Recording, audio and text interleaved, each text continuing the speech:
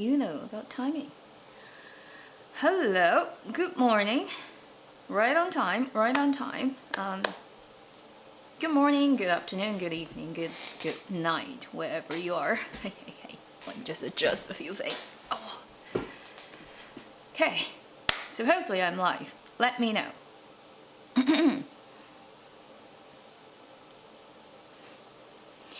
My dear subscribers and random people who walked in.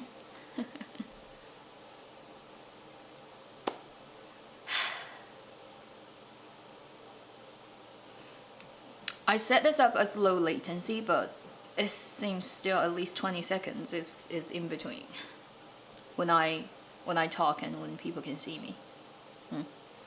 I don't even stream at the highest resolution possible because it's gonna drop off frames. The upload speed where I am is not ideal. Oh, it's working. Cool. Thank you. Thank you for everyone to say I look pretty. It's called spend a couple of minutes, curl up your hair, really works.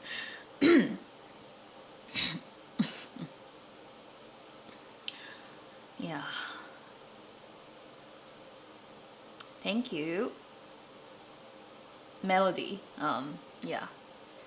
I tend to look better with very, very bright lipsticks, very deep color. Light color look horrible on me. Make me look like I'm about to die. Unfortunately, I prefer lighter colors because very dark color often is messy. Gets on your mugs, and you know it's I don't like it, but when I use very light color, it just looks really bad on me.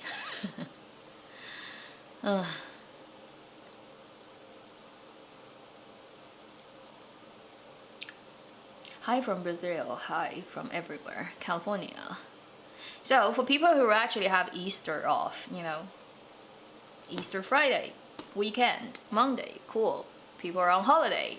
And for everyone who's like where I am, roughly, unfortunately, the holiday is like everybody has to stay at home because of the beautiful weather outside. Can people see the color? White. The snow has actually melted like up to 90%. Before Tuesday, it was almost like we're ready for spring, and bam, we get a blizzard coming in. And it's been snowing for 36 hours non-stop since Tuesday night. This morning when I went out, the snow is like about that far from my kneecap. And when you try to take out your garbage in that kind of snow where nobody has cleared it yet, that's enough. 5 minutes is enough, and you don't want to go out at all. And it's gonna continue snowing for the whole day today, supposedly tomorrow as well. So good Easter. Hey, everybody is just gonna be trapped at home. Unbelievable.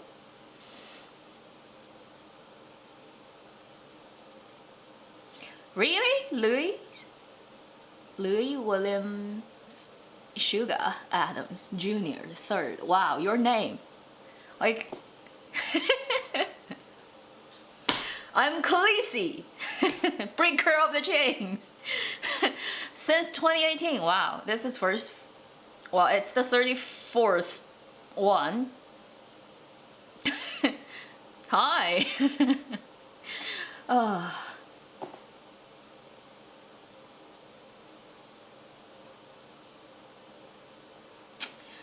Yeah, yeah, the weather, I mean, if it's cold, it's not that bad. It's just the snow makes it impossible to do anything. You can't get out. You cannot walk, you cannot drive, like you cannot go anywhere. You're just stuck.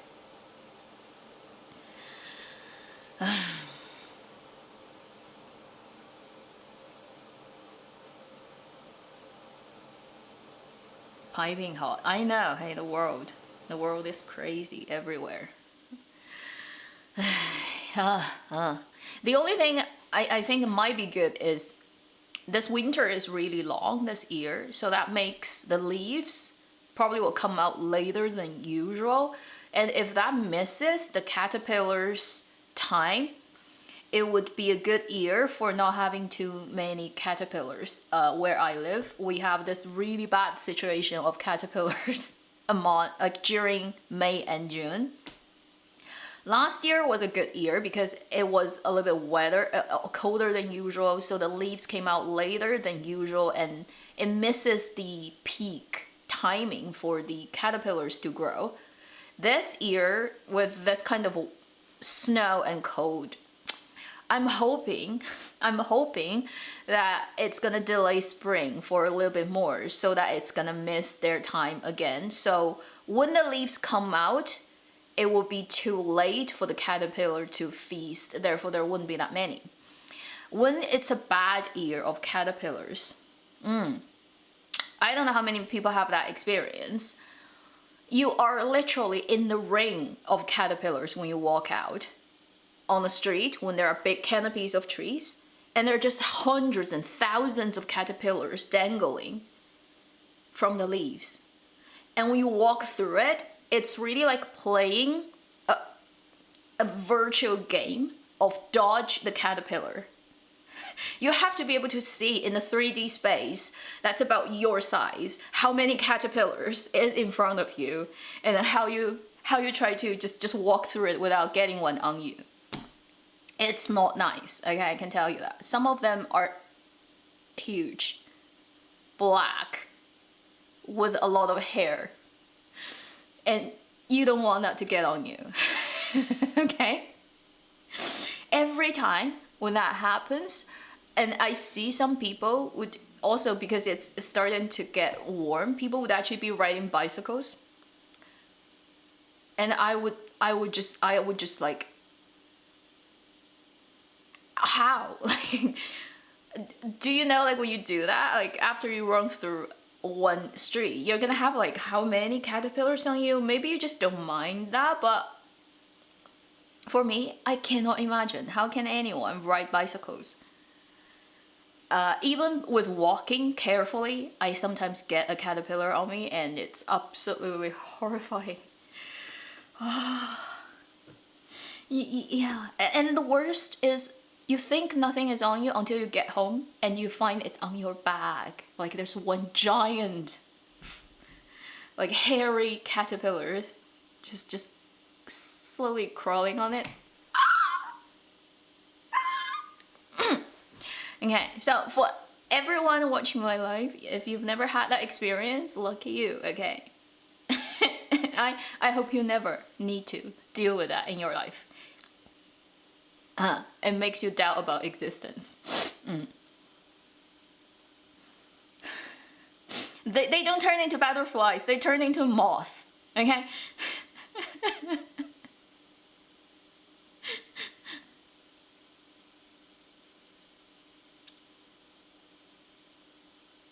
So today we're gonna randomly just chat about some stuff, okay, whatever I think of, and then definitely a little bit about drama, and then I'm gonna show you the the thing that I've been making, and I'm hoping to launch next week in my shop, but there are still a lot of things I need to sort out. Incredible amount of details. I may not be able to do it in time, but I'll try my best. Okay, so that would be what we're gonna do in this live, and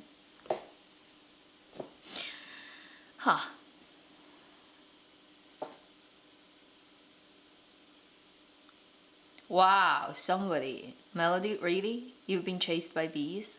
Oh, I can't imagine that. Eee.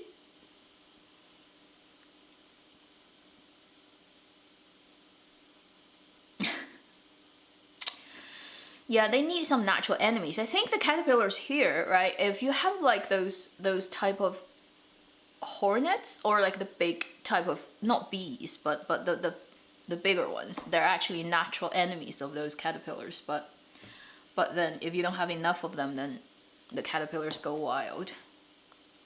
Oh, Australia. I don't envy anybody who lives in Australia about like their encounters with wildlife because it's just insanity. I've seen so many photos of like under the roof, somebody wake up and they see a giant snake, a python that has caught a swan.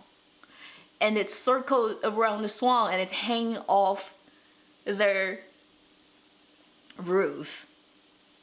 And I'm like, no, no, okay, that is not acceptable. That's the worst picture I've seen about wildlife in Australia. Like a ginormous python that is around a swan and is hanging off the roof. And then right outside of your window, when you wake up, you see that to greet you in the morning. Make you wanna just immediately departure from Earth and get to an asteroid. I don't know.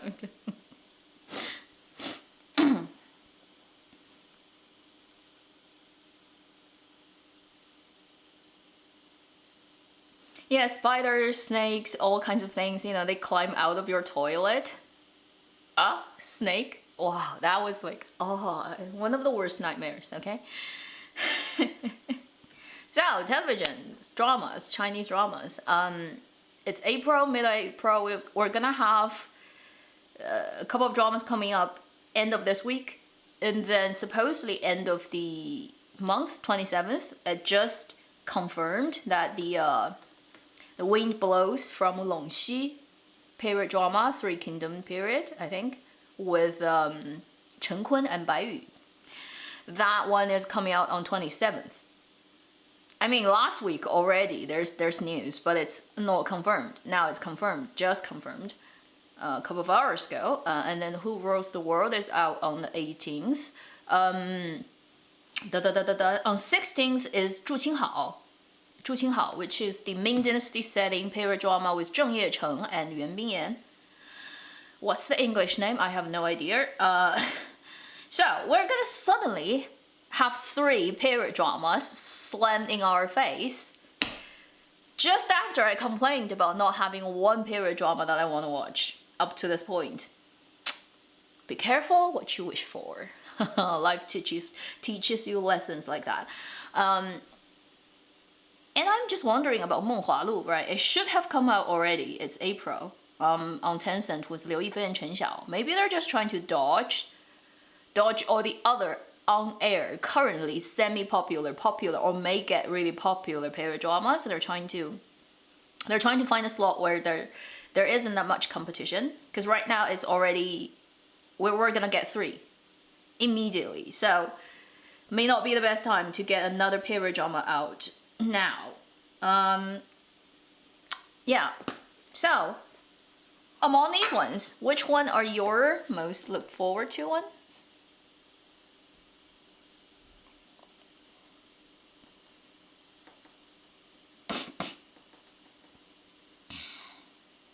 Painted Face. Painted Face, what is the Chinese title?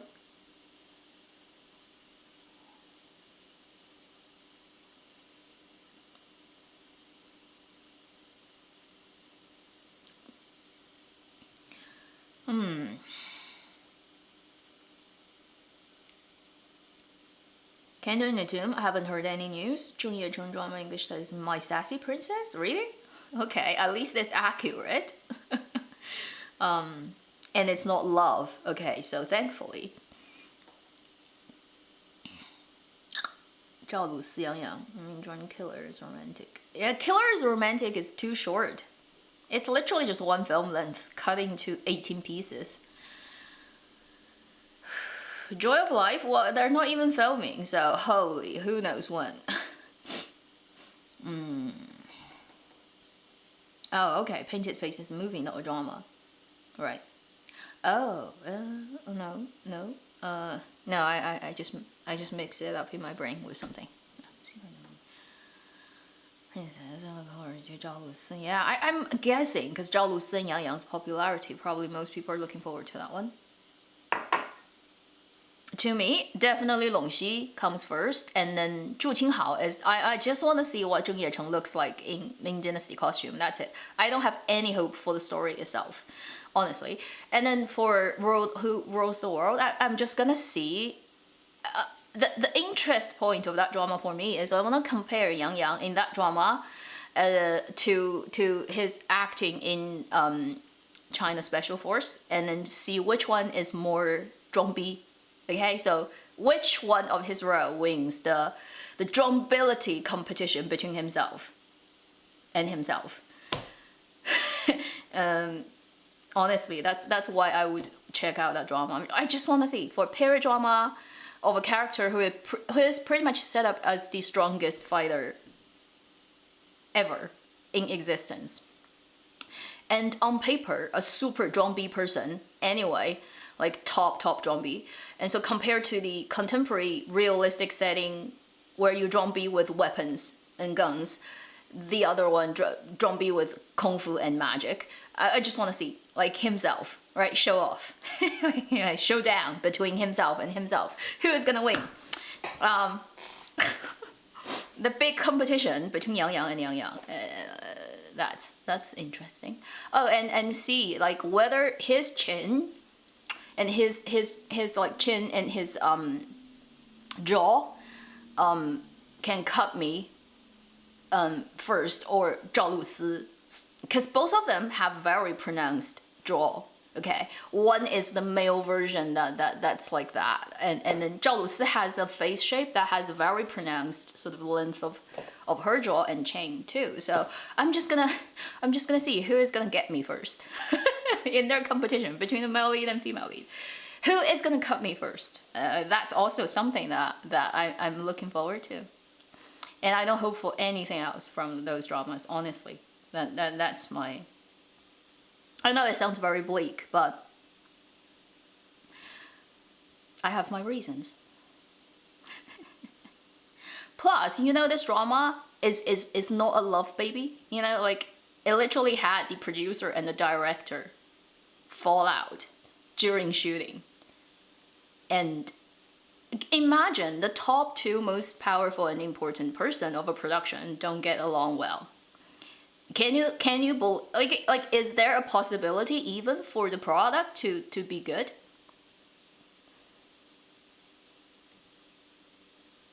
Let's be realistic about that. You normally, when you get a crew where everybody gets along well enough and there isn't that much drama going on, and you should already thank heavens. Okay, you should already like burn incense and I don't know, get a 5 roasted pig to the gods. For thankfully nobody died on crew and no fire broke out, you know, all that. And we finally arrived at the end, finished shooting and actually aired it. You know, like that's already a great luck. And then you get a project where literally the two top people are like at each other's throat. If that turns out to be a great drama, that would be like a miracle. That would be bigger a miracle than seeing a dead person walking.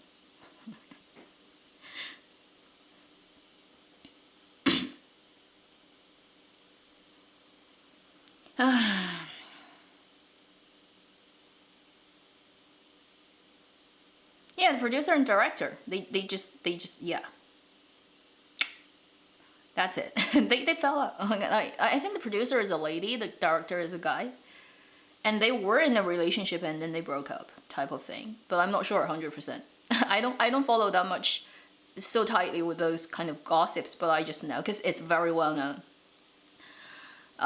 Everybody is like everywhere I look, people are talking about that when it comes to this one. So yeah. Just think about ancient love poetry when they weren't having a problem, right? What it looks like with their collaboration, and now they have a problem, and they made Who Rules the World. It's like set your expectation in the right zone, and you'll be fine. Really.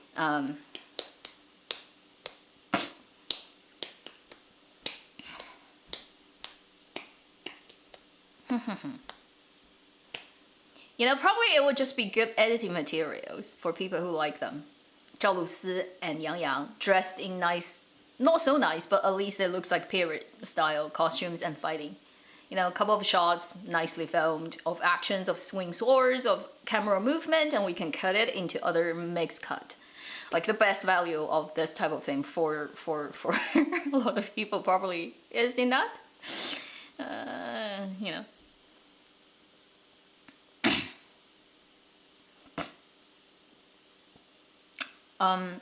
Yeah, these three, I definitely will check out all three of them, but the one that I really would hope for something is Longxi. And even that, I'm very cautious, because for this type of drama, if the script is not good enough, the direction doesn't work, then even when it has like Bai Yu and Chen Kun, who are, you know, good enough, but they're not the best actors still of their generation, let's be honest. And if the story doesn't work, then it's still gonna be like something. Ma Boyong's previous dramas that got adapted from his novels all have the similar kind of problem where the spectacular value of things are good, but story itself always is just a little bit away from good. Yeah. So I also am very cautious about Longxi, where I think I will enjoy certain parts of the acting, but as for the story, we have to wait and see whether it actually works out. Thank you for Aisha Omar for your super chat. Thanks.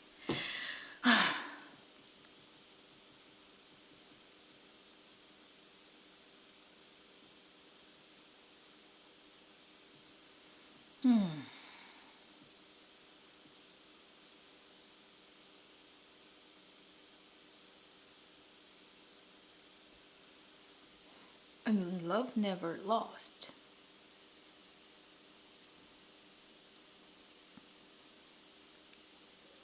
What is that in Chinese? Sorry. This type of vague name is like, I have no way of remembering all of them.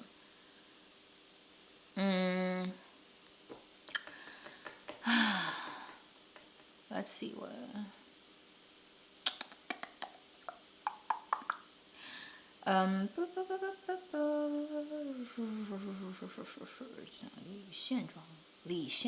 Oh, yeah. 人生若如初见, right? I haven't heard any news. I want that one. Me too, okay? Because that one has Zhou You, has Chun Xia, Li Xian, has a lot of people I like, but it's been around for a long time. I'm just like, I don't know if they have some problem at the back end, censorship or whatever. I haven't heard anything. Yeah, that one I have been wanting to see it for over a year now. It's almost like I forgot about its existence. And right now, a couple of drama also aired last week now. So the ones on iQIYI, the 亲爱的小孩, Left Right. There's a Mango television drama called The Year Without a Job. I've tested both. I probably will make a combined thing next week. They're both good, and I have no problem with the actors or the script, but I can't continue watching those. It's so depressing. Heavens. I think now, because of this is the third year of everything gets fucked up. Sorry about the language.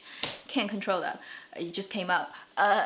Pretty much everyone is at the end of their patience and tolerance. And life in reality sucks in every way imaginable. And right now, China, Shanghai has very big flare up of Omicron. So that every day I go on internet and trying to find out what's going on with my friends and families. And yeah, Shanghai, I actually have relatives there. And it just keeps giving you like news about everything. And it's just like life is so up and depressing. I don't need a drama to tell me just how much more depressing it can be. And in the way that's so well done.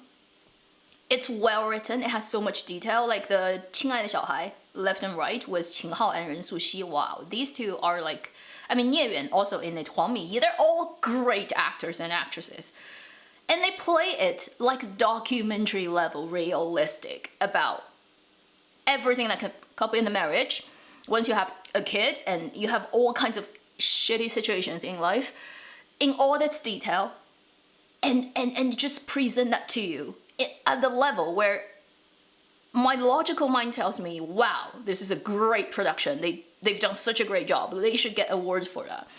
And then my emotional body is like, I don't want to look at this. Goodbye. Okay? My blood pressure, my hormone is gonna just by watching these two dramas. One is everything that fucks up in your marriage after you have a child. The other one is lose your job and find your 10 years relationship boyfriend just cheated on you with a prettier younger girl. And you lose your job. I'm like, either side, I don't want to look at it. I know it's real. I know they're great actors. The story is well written. The production is high quality. I like, you know, like thumbs up for everybody involved. Goodbye. Goodbye. I don't need that.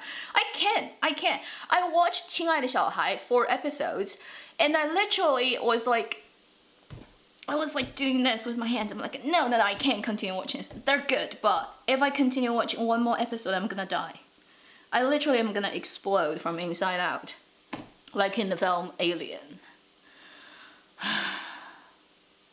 With my dark shadow self's psychological deep monster in me, it's gonna come up and kill me.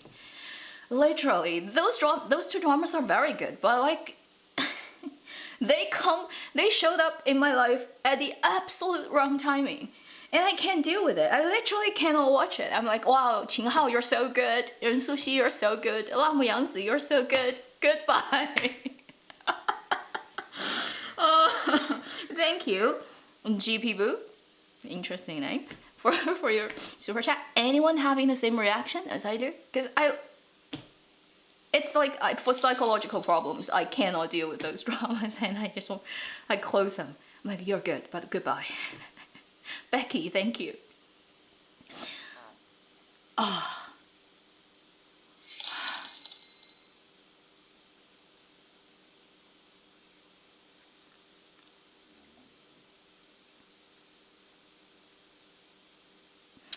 I like heart-shattering, like Shannon, I like that kind of story too, but it needs to be a type of story that's not that realistic to my life, like connected to me. Like this type of like Donggong, you know, Goodbye Princess. You can kill her whole tribe. If I dig that, I'll find a lot of enjoyment in that. But because it has nothing to do with my life. I don't live in a period of time. I'm not a princess. I don't have a guy, you know, comes in and kill everybody in my life and then pretend he blah blah blah. But like the type of story where a normal my age couple in a normal Chinese family, they have a child, and right after she gave birth to the child, all the crappy things like feeding the baby at night, like all the dirty and poopy things in life, right? It gets presented in that kind of detail and realistic things style. I'm like, I don't want that. Like, and then the husband cheats on her, and I'm like, okay, it's very well done, but that's definitely too close to my life, and I cannot enjoy that kind of tragedy. It just makes my blood pressure just go. So I am okay with all kinds of extreme stuff as long as I know I'm detached from it. Like it has nothing to do with my life, then I'm fine. But if it's so realistic, like the way, you know, like any normal people who live in a contemporary life, who use social media like all the time, who has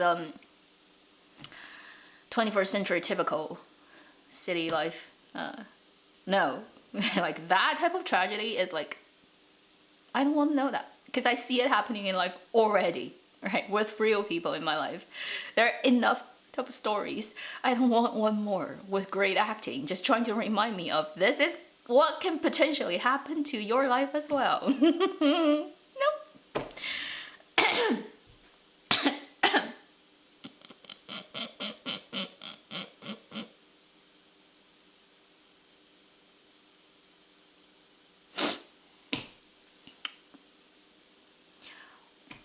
I think a good level of reality, but also in the sense that it doesn't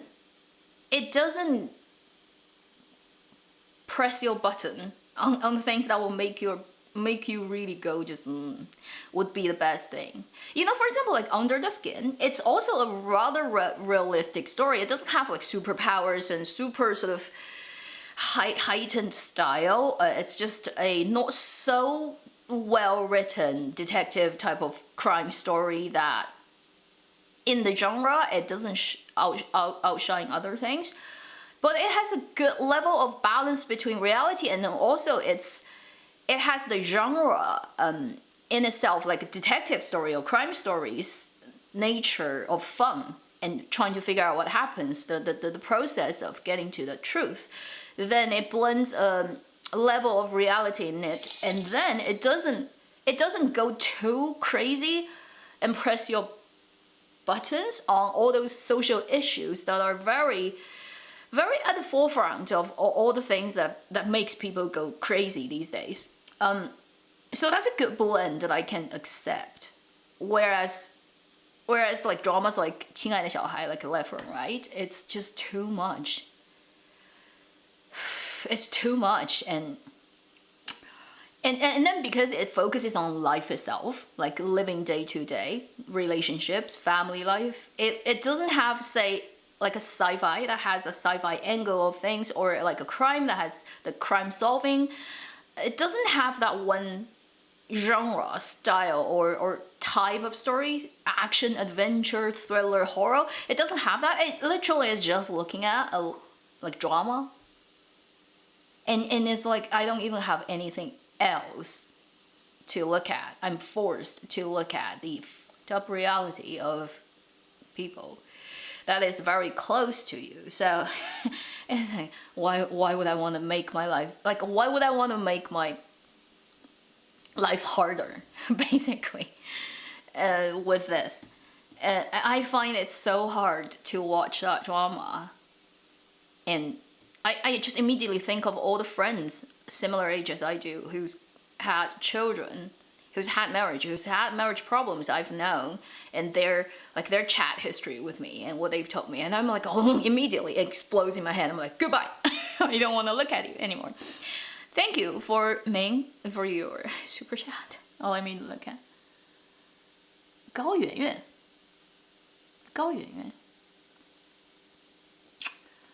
She hasn't been around for a while, hey, after she got married and had a kid. She just doesn't show up very often now. So you kind of need her new work to gauge. Earlier, she did a lot of like indie stuff. That was quite interesting. And a couple of, I wouldn't say she's the greatest actress of her age, but she's not bad. But then she doesn't have too many works, because she hasn't been around for a while, so it's hard to tell now. Han Xue, but I do agree, okay, she's better than Han Xue. Han Xue she shouldn't be an actress, you know, she really shouldn't. There's no need for her to show up in Chinese drama or film land. Her position can be filled by anyone, like there's no unique things she can offer. Am I being very cruel about that? But that's my opinion. She doesn't need to be there. Okay, so many better actresses can replace her type, and she doesn't need to be there at all.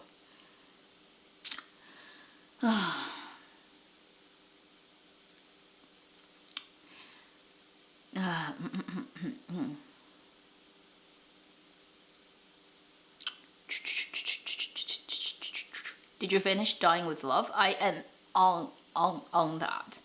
I'm working on that. I haven't. I know it's finished. I'm still like midway. I don't know. After 3 new period dramas coming up, whether I will have time. That's the thing. Yeah, too much going on.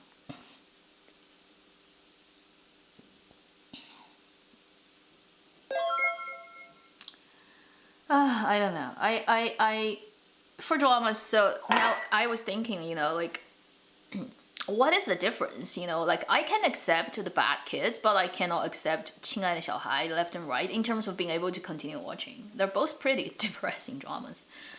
I think because the Bad Kids is still in a way a very heavy genre drama. It's in the thriller mystery type of drama, although it's still a very realistic lens.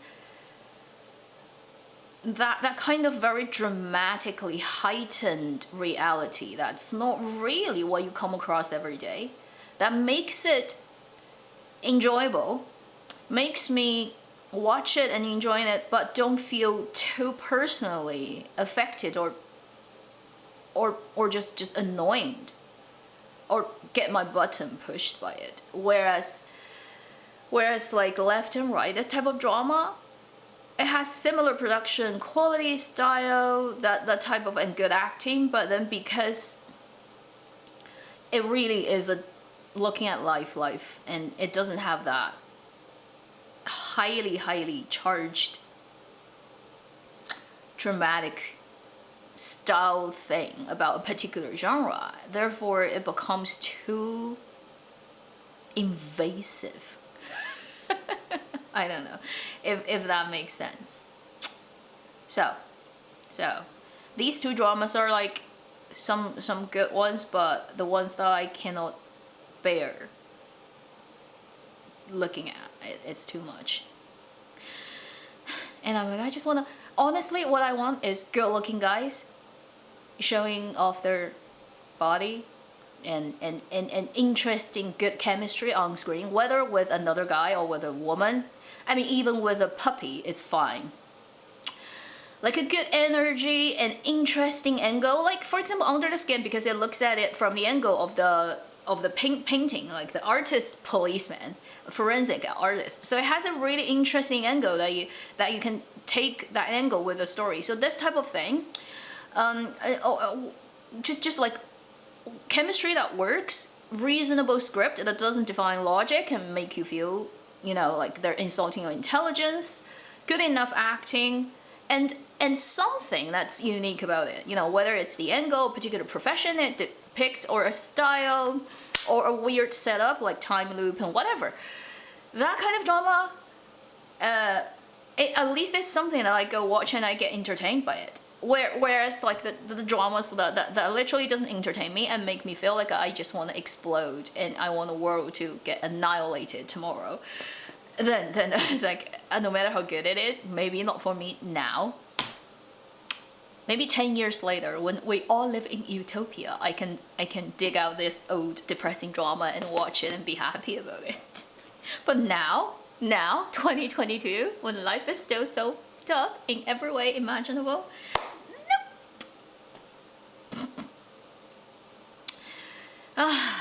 so that's it. Hi, Eliza. Argentina, hi. 二是捕获2 material have been released so far. Well, it's finished. Waiting for it to come out. We're not gonna get Wang Anyu and Jin Shijia in that, I think. The new one, they're not coming back. Sad. Honestly, they were the reason why I watched the first one, the two guys. Is it being very obvious?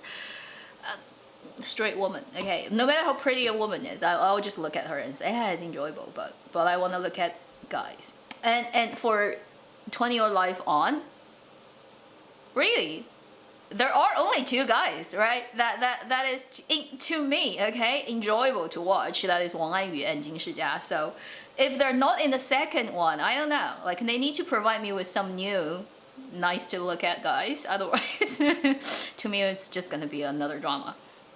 I'm not saying the girls are not doing a good job. Like Bu Guanjing, Li Gengxi, Dong Si, Guan Xiaotong, they're all pretty good. But motivation, okay? I need motivation to go in. Do I check Thailand? Everybody is like, even on Chinese social media, is telling me to go and check out BL in Thailand, and I'm like, I know there are a lot out there, and I know all the famous ones in recent years, and the crashed ones, and the second season killed the first season and made everybody going explosive ones. I know all that, but I intentionally try not to watch it because I already have no time to watch all the Chinese ones. and I have to make a decision about what I do and don't do. You know, like I already am with very limited resources, with time and stuff, and I just, if I fell into another big hole, you know, for another drama in another country, I just can't imagine how my time is gonna get totally taken away, and won't be able to do stuff I need to do. So I'm like, I know it's good, but maybe not for now. Scared about basically getting to the point where it's like, Chinese drama land is so fucked up that I'm gonna kick it off and I'm just not gonna look at any Chinese dramas anymore. Well, that would be the end of this whole thing. Haha.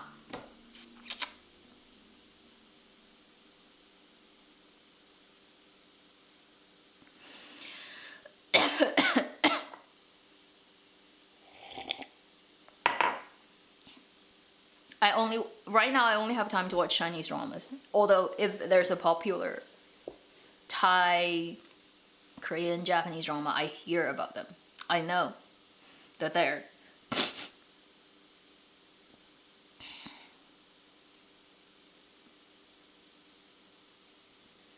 Jazz 23. Yeah, in the first one, I wouldn't agree that they should be together either. You know, they should be in different companies and it will work. So if you write a second season and you still include these two characters, they can totally, like 5 years later, they meet again.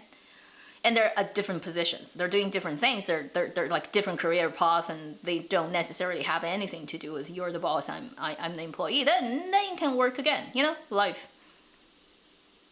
There are people who break up and 50 years later they get together. It happens. Anything is possible. So it's not a huge problem, I don't think. In story writing, you literally change that with one line. You just write one line and it's done. You know, settings all changed and move on to our new story.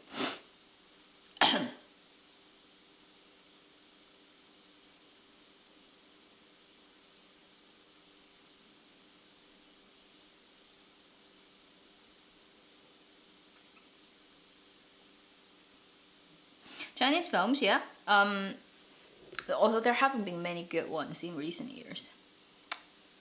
Honestly. If they show up on live stream, like streaming platforms after 2-3 months of finishing sort of like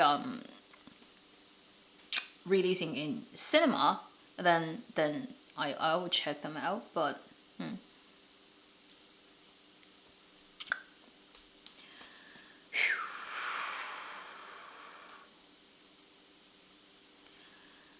A Year Without a Job, like I watched the full first one and part of the second episode. They're very long. They're the 季风剧场, the monsoon one, 70 minutes per episode. It's pretty good, but like I said, I can't deal with that. I look at that, all the realistic top situation of people's life. I'm like, I want something cheap and sweet and shallow. I do not need to be forced to look at the ugly side of life that I know is around the corner for pretty much everybody. And the better the acting and the writing, the harder it is to look at, right? And I'm just like, right now, I just need some cheap entertainment. Give me good-looking guys. I just want a shallow enjoyment, empty enjoyment, animalistic, biological level, stimulants. I don't want to look at the sad reality of existence. Come on, it's already sad enough. Can I just get like a little bit illusion? You know, dramas, televisions, they're illusion. They're illusions. I want a Neptune to blow up. You know, like all the imaginary stuff. Don't reflect reality back to me and make me double aware of how just everything is.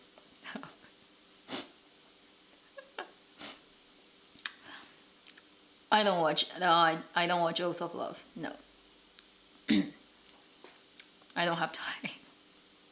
Also, hospital dramas from China, most of them are, I can't watch them.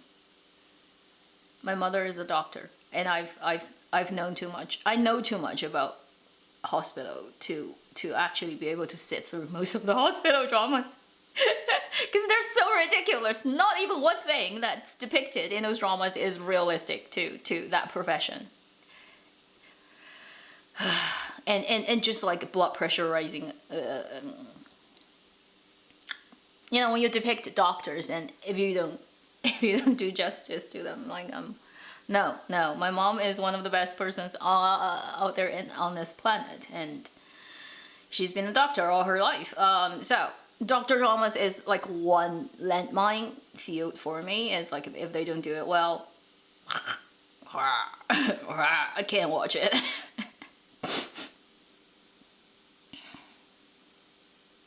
Golden Hairpin? Well, they could air. They just need to change every shot with Wu Yifan in it. Either like face morph with a different actor, or just reshoot that with a different person completely. Then it can air.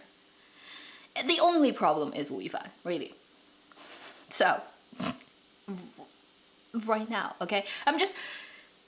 April 14th, 2022, as of now, for Golden Hairpin, the only problem is Wu Yifan's face. That's very, very, that's being very tight with my words. So, as for future, you know, like 八清传 that had the epic thing of first changing all the male leads shot. Once they finish that, they find, oh shit, the female lead also blew up. So now we don't even have a female lead now. Do we just go and change her face too? So we might as well just reshoot the whole thing.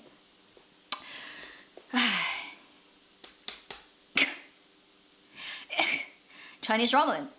Dramaland's drama is better than dramas themselves.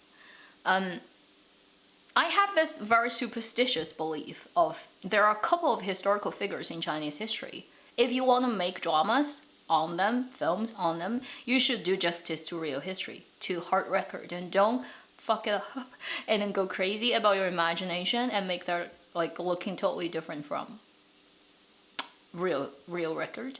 I have this superstition. There are a couple of people in Chinese history that I think you shouldn't touch with your false confidence of that you can actually do that, because some of them are just like having weird destined energy of them, that they're like the milestones of human history, that they have too much energy behind them, that if you think you have the ability to like temper with it, well, good luck. You know, it's gonna backfire on you in ways you cannot imagine. Qin Shi Huang is one of them, the first emperor of China, which is why every time I see a drama that looks at this particular historical figure and then they just F's it up too much, I'm like, I don't feel good about anybody involved in this project. You know, I just have a superstitious belief. He is one of those.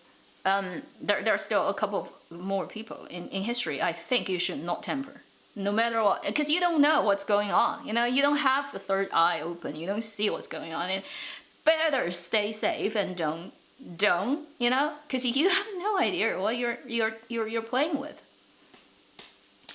Qin Shi Huang is just too big a person in history. Even till today, you know, like we don't have the technology to do all the archaeology sort of stuff of his grave and tomb, because it's just too difficult. And there's too much myth and interesting thing going on with all that part of the history. And it's just like, you know, how do you know there isn't a like 5,000 year like expiration period curse put on certain things? You know, you have no idea what you're doing. Ancient people are sometimes more incredible than we imagined. You know, look at all the mysteries in this world. Anyways, I think the current humans are really not as advanced as thousands or 10,000 years ago people. In some of the things, or they probably have some kind of connection with even older civilizations that we've lost contact with, and you have no idea what you're doing, so just stay away from it. Know enough to stay away from it. But a lot of people are just too not educated to think that they can do anything. So anyone who tries to make a drama that is like 秦始皇武则天, a couple of important historical figures that I'd say just stay away from them. But that's just me, okay? So if I were producer, I would not touch those projects if they're not properly done. Just me.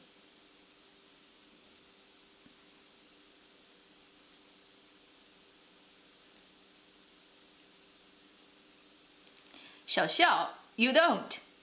Think about the reality of living in ancient time.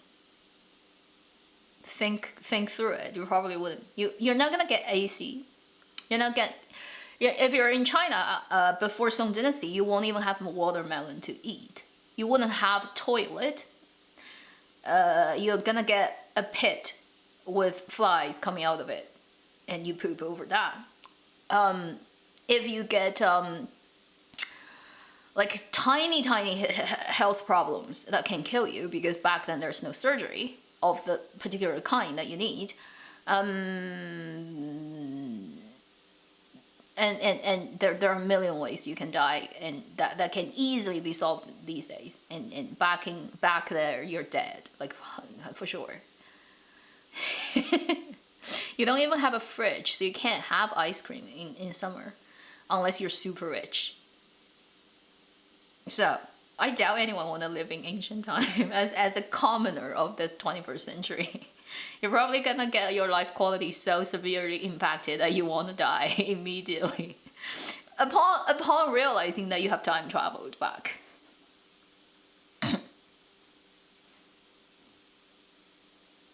Short, simple, sweet dramas, delicious romance, or something that can be finished in a day. Simple, sweet, cute dramas. Finish it in a day. Wow. Then you probably wouldn't be doing anything for the day. I mean, Dear Diary is one last year. Yeah, Delicious Romance is one. Older ones. Lovely subscribers offer some suggestions here. I know there are a lot. I just cannot think of them like right off.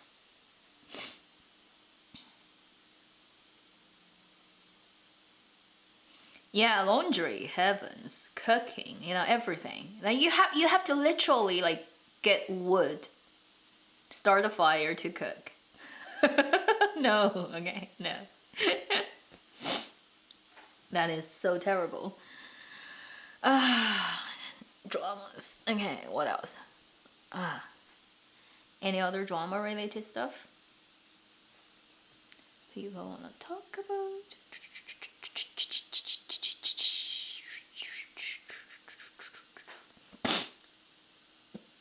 24 episodes in one day. Yeah. Double speed. Double speed through it.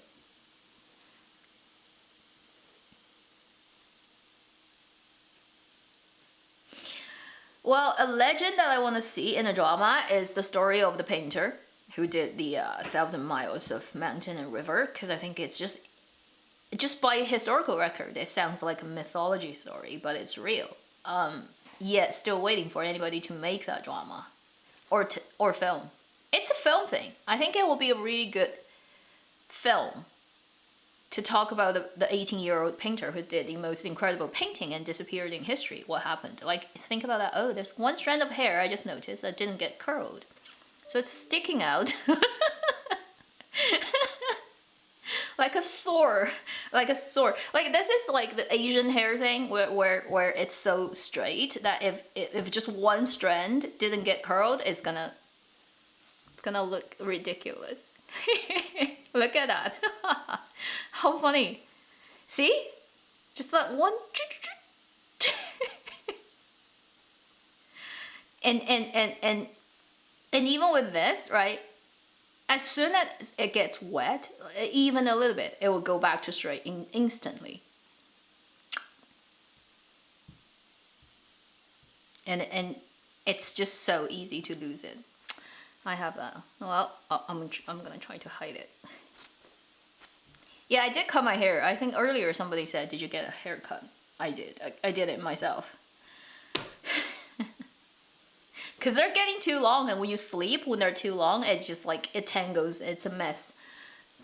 I just leave enough length for me to be able to comb my hair up to do those hairstyles that I don't get affected by the length, and so that's about this.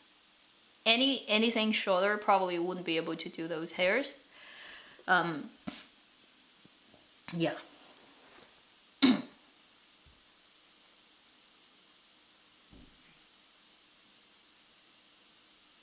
Random question time. This is 10, close to 10:30 in the morning. We are at 8 hours difference. Yes.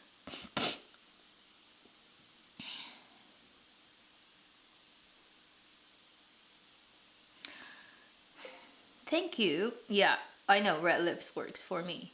Although I don't like very deep colors. But unfortunately, light colors don't work on me with lips things. Because naturally don't have big enough mouth.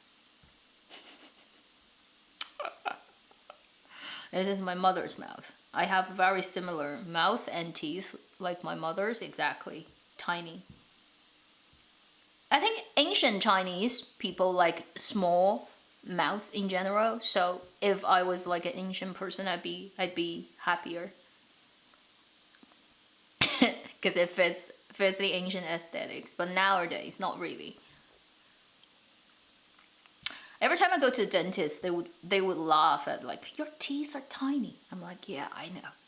But it's not like I picked it, you know, it just happened to be like that. I can neither change, like, what can I do? You know, make them grow bigger? It's like, I know I have tiny teeth, but it's not like I can do anything about it. It's also like I have this whorl, which is right up here, right on the hairline. That makes it just impossible for me to have the bands, like the evenly distributed across your forehead bands. No matter what you do. Unless you perm it, but it's only gonna stay for a while before it goes back, because the hair naturally curls backwards here. They go back like that. And this side, they go down. So I have this weird thing of this side hair goes down, that side hair goes up, and nothing I can do to change that, no matter how hard I try. So every time I hide this side, because otherwise, like, naturally, it looks like this side has a higher hairline, but it's actually not. They're the same. It's just this end goes down, so they naturally droop, and this side goes back. And I can't control that. I hate it. No matter what I do. And I'm like, why do I have this? I have 3 on my head. I have this one, I have 2 on the back. And my mother would joke, was like, do you know, like, in China's tradition, the more the hair, sort of like the whorls, and you have, the more stubborn you are. And you have 3 on your head, and she's like, and one is right here, like here, hairline. So that makes it worse. And I'm like, okay, good to know that. I guess nobody can convince me of anything I don't want to do, good or bad. It's just like, I really want to just try it for once in my life, to have like those like evenly distributed bands and see what it looks like. I can't have it, no matter how hard I try. No hairstylist can make it happen. You know, that's just like, it's just such a tiny thing, but you'd be surprised about, even with 21st century technology, it cannot be done. It would not happen on my head, no matter how hard you try. Isn't that incredible? Hey, there's actually, unless you wear a full wig, that's totally fake from the whole thing. Okay, but for my real hair, if I want to look like that, I never know what I look like, you know. It doesn't happen.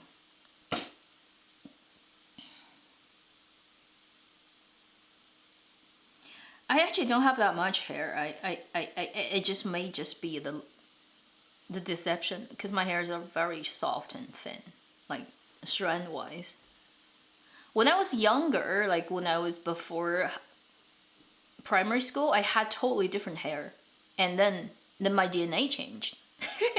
When I was little, my hair was super hard and dark and like very very. If I have short hair, they will explode like that. So I have to have a certain length before like they can come down. But I remember after like around primary school, middle of it, my hair started to change, and it becomes so much softer. I don't know what happened. It's called DNA, and so it has become so soft until now.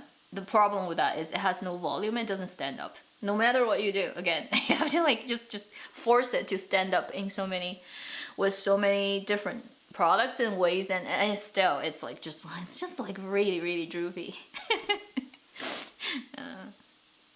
It's weird. Hair, like a lot of people have really weird hair problems. I don't know what's with humans. I used to work at this company where the boss, the lady, she told me she had straight blonde hair up to teenager, one of like when she was 14.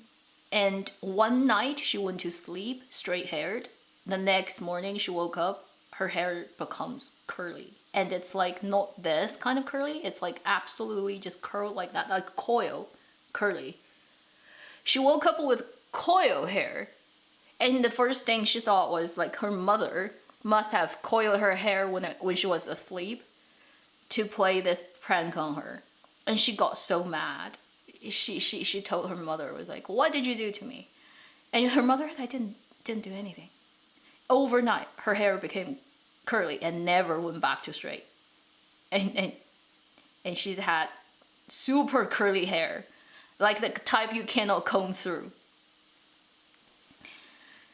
And she told me, she was like, "Can you believe it?" I'm like, "Well, it's your story, I guess." I mean, from now on, I can tell you have super curly hair, okay? But if that happens to people, so.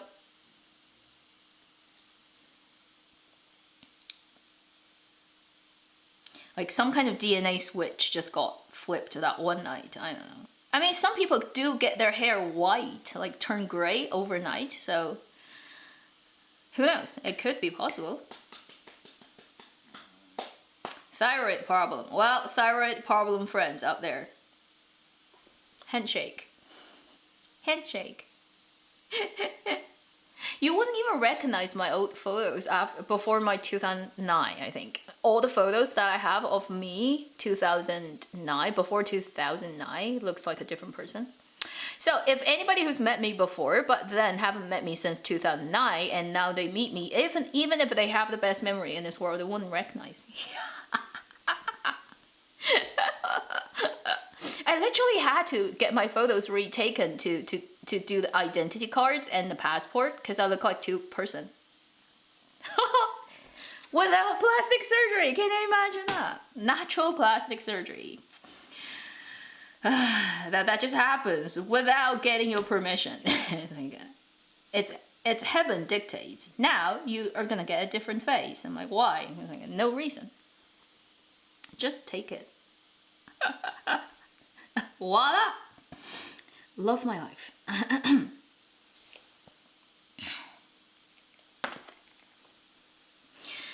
I have like very old pictures, but I was too little back then, so you wouldn't be able even to tell it's me. And most of my photos are back in China, not here, so I can try to find one on my phone, but it would be very, I don't know if do I have one. Yeah. Okay, I have to think about when was the last time I was in China. I love my life. I haven't been back for so long. So I have to go back to that period of time and see if I've taken a photo of my old sort of like Kodak photo. Heavens, that's not working. Okay, this is back in 2000. I'm trying to remember what time it is. I want a life to go back. To before COVID, when it's not so complicated. Now it's just so complicated. Okay, I'm back in the right ear. I remember last time I was back, I did take a couple of pictures of my older pictures, but I don't know where they are.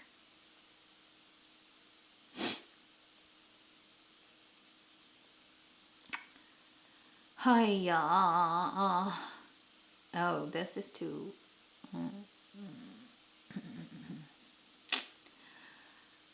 Nope, can't find them.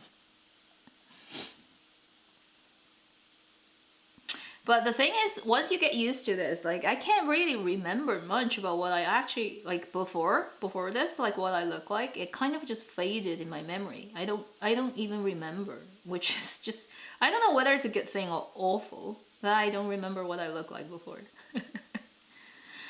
Okay, shoot. I'm looking at the right time, but I don't see anything. But I do remember last time I was back, I definitely took a couple of pictures of my older pictures. It's just like, where are they? Can't. Yeah, where are they? It's so weird. Well, what can I say? Hey, if it's not there, it's not there.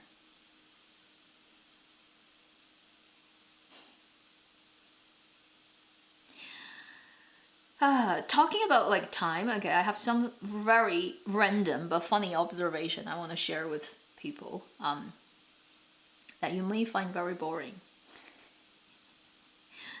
But you know, tomorrow most people I think here are off, so if you're off, then you can just go and do whatever you do and just put my voice on the side and hear me talk about random things in life.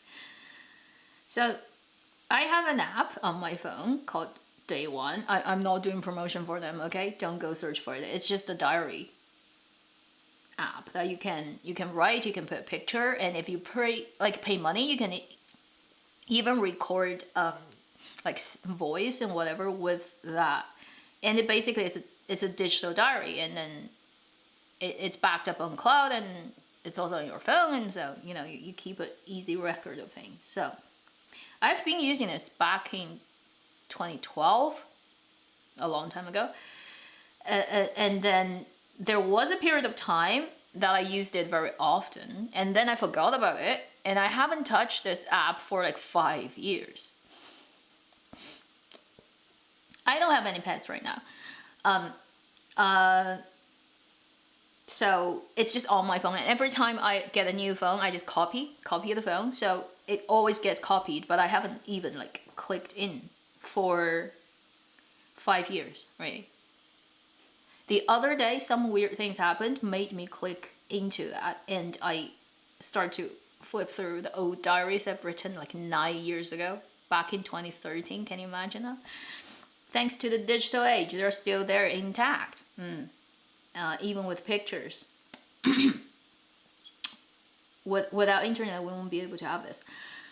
They will just all get lost. Anyway, I was looking at my old diary entries, and I realized something. There was a period of time, early 2013, that I was I was in a very weird place, okay, in my head. And I write a lot of things about that period where I wasn't very happy and I was under a lot of pressure and stuff. The weird thing is, when I read it, I realize, yes, those were the things. It did exist. But had I not read it, I would have completely forgotten about them. Like, I don't remember actually were so, like that mental state.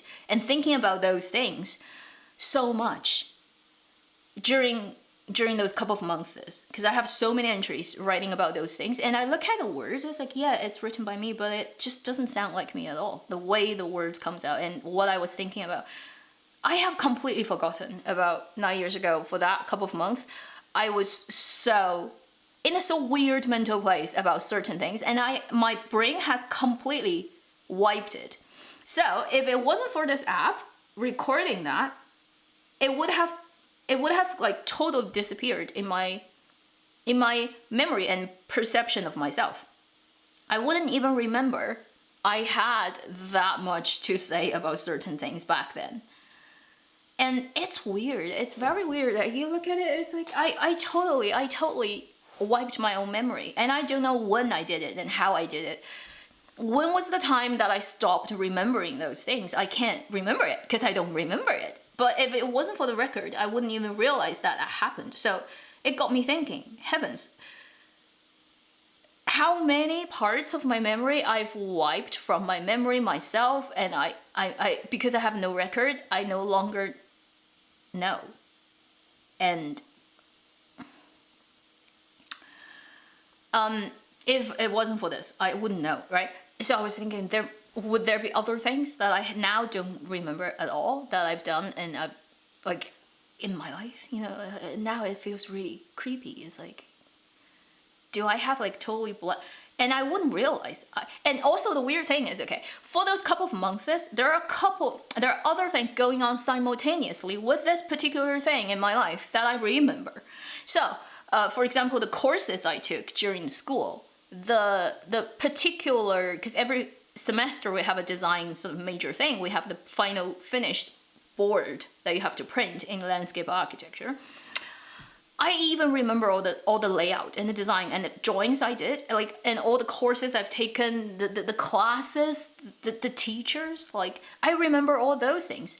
But simultaneously, there was another thing going on in my life that I write a lot in my diary about. And I have wiped that part off, like, completely. I don't remember. I have to look at the entry to know it did happen to me.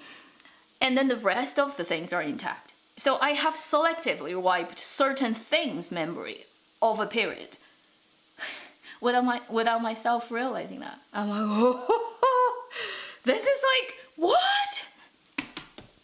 I've never had this before. I never realized this can happen, but clearly it happened to me. And I would say, if you're interested in looking at yourselves and how your brain works, maybe just keep such a thing on your phone somewhere. And just for the fun of, like, maybe 10 years later, look back and realize what you have completely removed from your idea about yourself and what you kept, and maybe try to figure out why. Because I don't know, like, it's just so cool. Basically, it's cool and it's scary and it's like, yeah. It makes you rethink about what really constitutes you, or your idea of you, or what you believe you have full control over, or what you think you know and you actually have no idea of.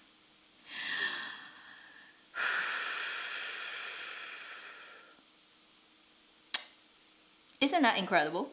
I think it's cooler than like any other big miracles that can happen in your life. You realize, wow.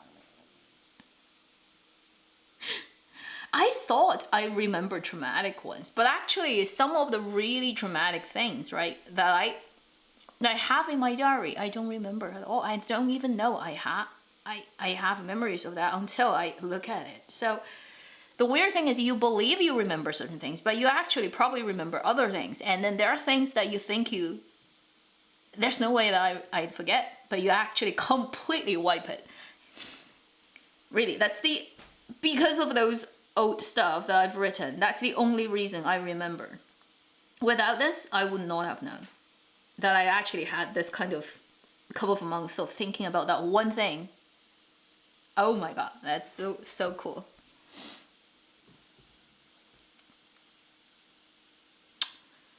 Yeah. Oh, I found a picture of myself when I was like, what, 8 or 10? Heavens, that's the only one. So I have other. That's what I look like. Okay, I'm just gonna try to make it focus. This way, that way. Do I look like me? This is what I look like when I was like about 10. Do you think it looked like me?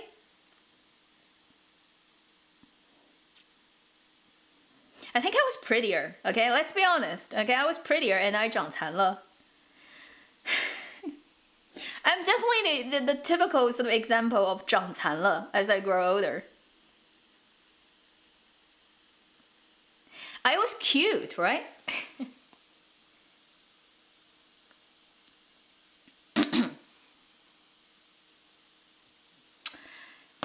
And time is a 杀猪刀 pig killing knife that has totally changed me. See? It really doesn't look like me anymore, right? Before 2009 and before the whole thyroid and eye thing, I think I will look more like that version grow up. But now it's like so that's why I'm saying like anyone who knows me before 2009 and haven't met me since would not recognize me anymore. I would just totally look like a different person to them.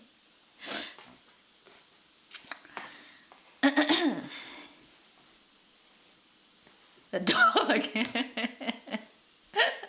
Yeah, it's a very well-known emoji. Yeah, the eyes are totally different because right now I have like unconventional and weird eyes because of like I wouldn't research for the surgeries that you can do to actually get your eyes to look like what it looks like before, more likely. And I look at the procedure and like probably not. It's so intense that I don't want to run the risk, even if it's 1 in 1,000 that something weird happens. I looked at the procedure of doing the eye surgery and it's like, wow, okay. I don't know if I can sit through that and be okay. I think the process, okay, I can describe that to you. Tell me if you feel like that's something that any human should go through. So you're gonna get obviously put to sleep, but I don't know, like your eyes are open. So whether you still see it, I can't imagine. Sounds very creepy. They're gonna make a cut right here, and so that when it heals, you will not really see much of a scar.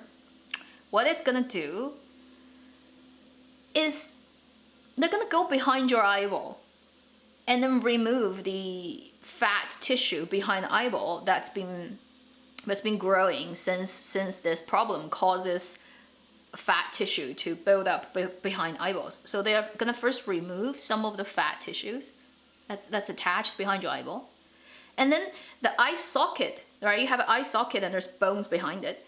They're gonna go to that part of the bone and then dig out, literally cut off a section of the bones behind your eyes so that the fat attached to your eyeball has more space so they can sit back instead of being pushed forward.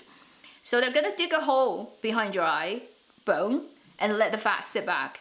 And with a little bit of the fat also removed, your eye is gonna recede back to the socket a bit more. And then your eyes will look, like more normal, it goes back. And they usually do it one eye after another. So you go to the surgery, you do one eye and you recover, and then you go to do another. Because if you do both at the same time, you're gonna get blind. You can't see anything for during the recovery. It's because they're gonna cover your eye. And there's even literally videos online about how they do this surgery. And I looked at that, I'm like, I'm not an actress, I don't necessarily need to look my best on camera. So, maybe not. Apart from the cost thing, right, and the risk of nerve damage during the surgery, if anything happens, that may affect your sight for the rest of your life. Ah, beautiful. And then just the concept of doing that on your eyeball. And I'm like, maybe not.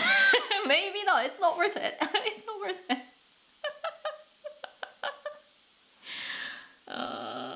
It's so creepy though. It's very creepy, yeah. And if you in a short-sightedness and you do the laser, it's just on the top of your eye. The laser goes and cutting it.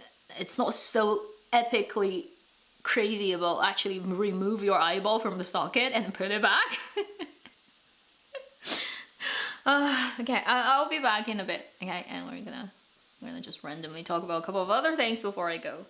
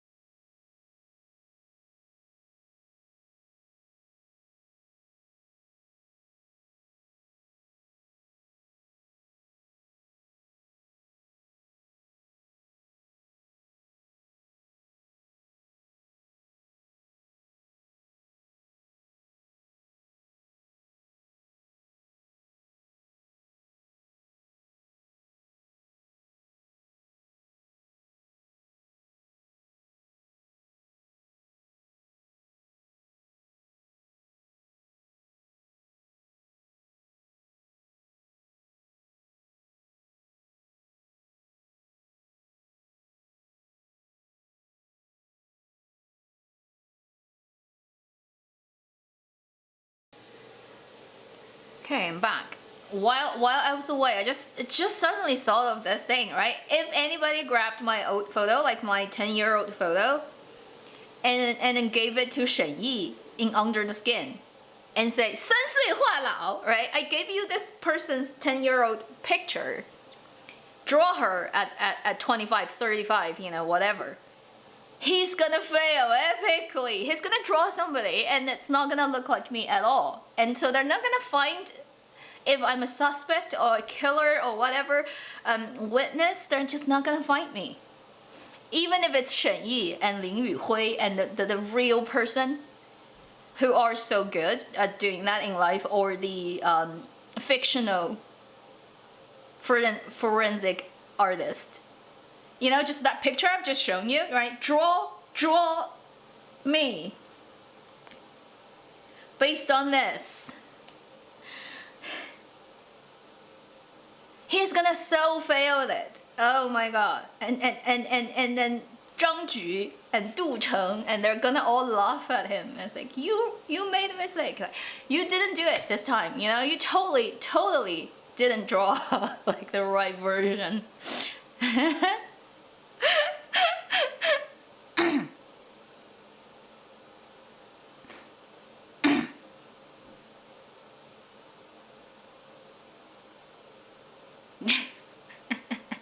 He couldn't have known, you know, like I would have like changed my eyes would have changed this much. So there's no way that he's gonna be able to do this. Why am I laughing? Why am I so happy about that? I don't know, it's so weird.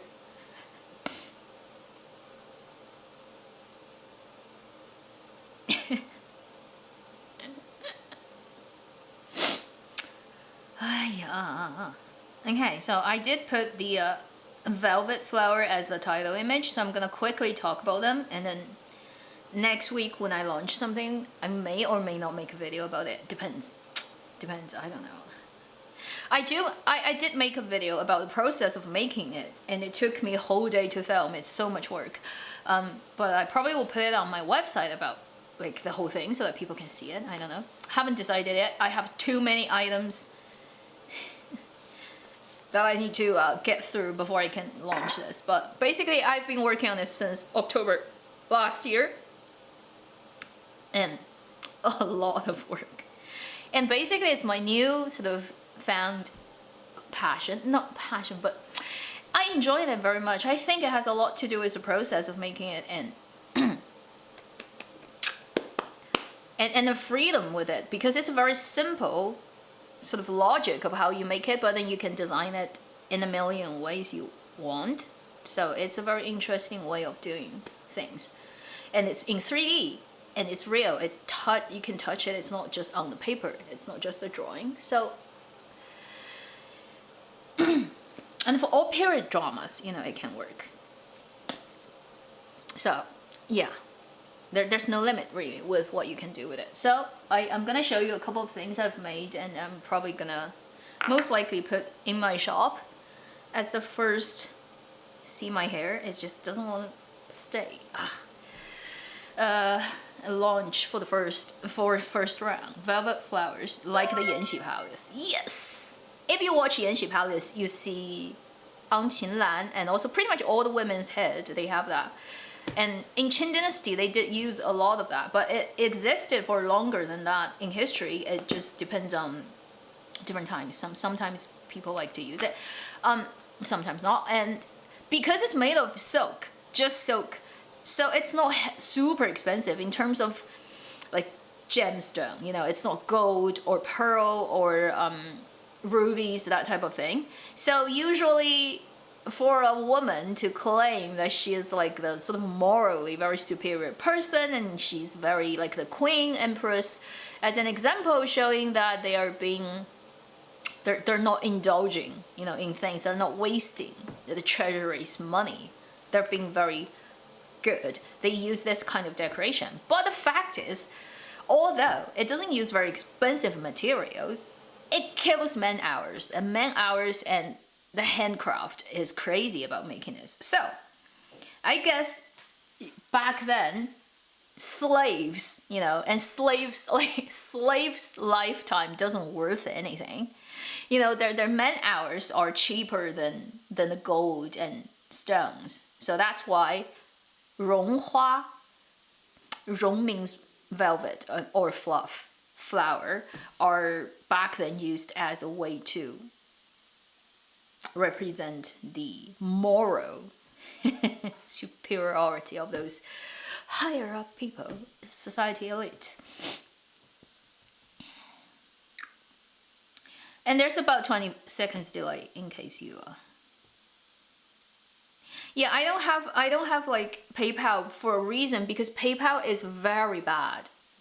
And they have like really high commission, and then they really restrict you about how you can take the money out. And they've had so many episodes with people who use PayPal and then had huge problems with their orders and stuff.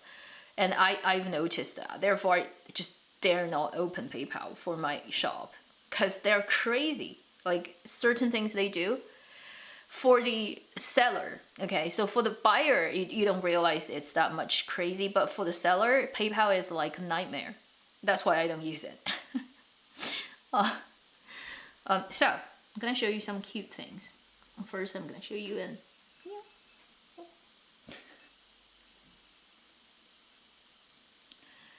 So this is my Nighttail Fox. It's a red one. I also have a white one. I don't think I have it right here.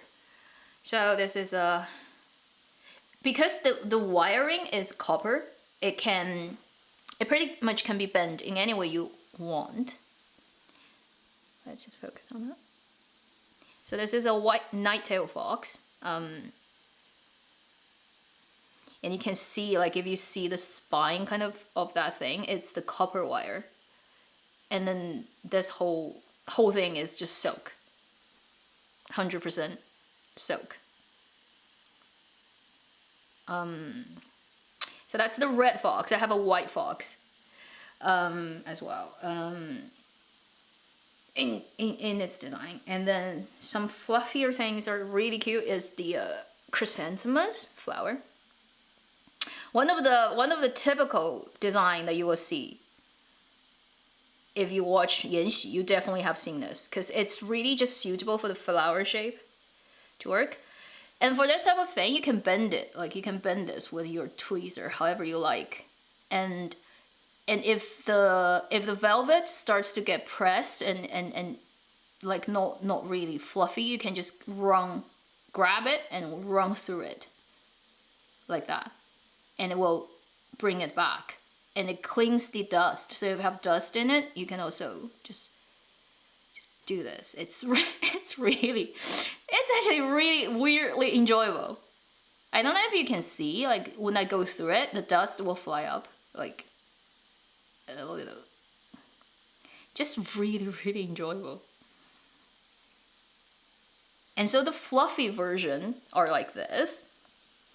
And then you have the flat version where you basically iron, you flatten the fluff with flat iron, and then it becomes shinier and flat. So that would be the flat version. Let's just see. It's the same process, but it goes through a different way of treating it, so it becomes flattened. And when it flattens, it shines more, because of the silk's sort of natural quality of it. Yeah, I'm just trying to. So usually, like the tiny ones, you can use it as a brush, like you can just pin it, or you can just put it on your hair, and then you can attach it with hairpins. I do have them, and also this one I really like. I like the color. It shows up on camera a little bit too warm. In reality, the color is cooler than this. This flower is a combination of the fat petal and the flat one. Yeah, so the thing with this design is you can just go crazy with your design however you like. So that's why I like making it. Although the process of making everyone is pretty much going through the same process, but the design changes as you go. And I mean, depending on how you look at it, right? It's just gonna not be cheap because of ridiculous time that it needs to get it made. You can guess. You can give it a guess about how much time it takes to make any of those things. But it's pretty insane. This is the orange, and also you can say the same way of making this can be. You can make it pumpkins. So I guess during Halloween, it can totally be changed to a pumpkin. This is really cute. Like the balls, they're just like really cute. So the nice thing about these are they're very lightweight, super lightweight, couple of grams, that's it. The second thing is if you keep them, they can last for a long time, and they're bendable. So basically, if you don't want this orange to look like that, you can just bend it. You can just change its direction. You can bend it backward, bend it any way you like, and because it's copper, it's just like no matter how you bend it, it's gonna stay, like it's not gonna break. But don't touch it, like don't get it in touch with water or oil, and then don't put it in direct sunlight. And then sort of a reasonable humidity level will make it live longer. Basically, how long silk can live in natural environment, this lives. And so this is the orange one. I have another. This is the classic red plum flower. Very 甄嬛传, okay? Very 甄嬛.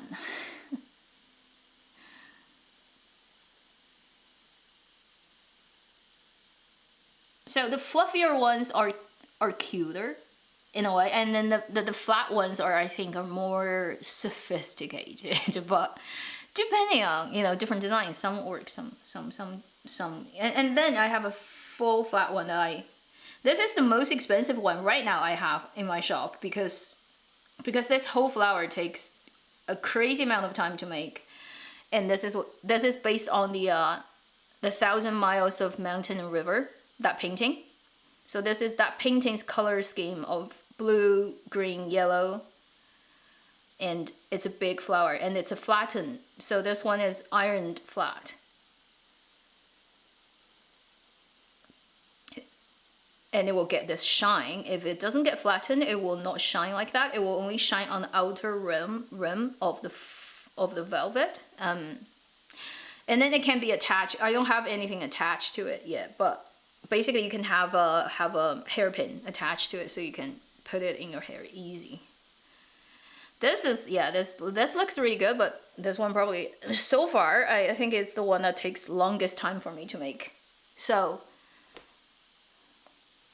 they're definitely in the hundreds because of the ridiculous amount of hours it actually takes to make these things. And I have made a video about pretty much the entire process of how these things become these things. So when you watch the video, you'll understand how it gets made. And it's I spent last half of the year trying to figure out every detail about how to make this in this process, what to use and what's not working. I've tested a whole basket of flowers I made, mistakes and trials. So it's insane. If it's put on my hair, it's that big. So you can see like how big it is. This is not even like the biggest you can go. Like you can get even bigger ones, but it's pretty big. And like this one is about that big. So you can get an idea of it. Although, you know, I cannot let you know exactly how big my head is in a video. You have to come in here and compare your head size with mine to get an idea about how big they are, right? That's one thing I can't do on camera. Mystery of 3D world. The small ones is just about that big.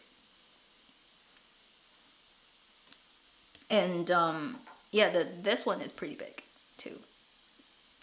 I can make them smaller and stuff. So I'll put a couple of those ones in my shop, and then they're gonna go through a different way of shipping and stuff. So it's gonna be quite complicated. If you're interested, I'll put out the detailed description of this thing, so you'll be able to know all the details about how long you have to wait and how I ship it and how it's different from other things in my shop and blah blah blah. And also if you want to customize, you know, if you want to have a design that you have that you want to get it made, or if you have this but you want a different color, you know, so that could happen too. Yeah. I also was trying to sort of be able to dye my own silk in any color I want, and I've been working on it, but it's not yet 100% reliable yet because it's so complicated trying to dye silk yourself. Holy. So it's still working in process, and this is about that big.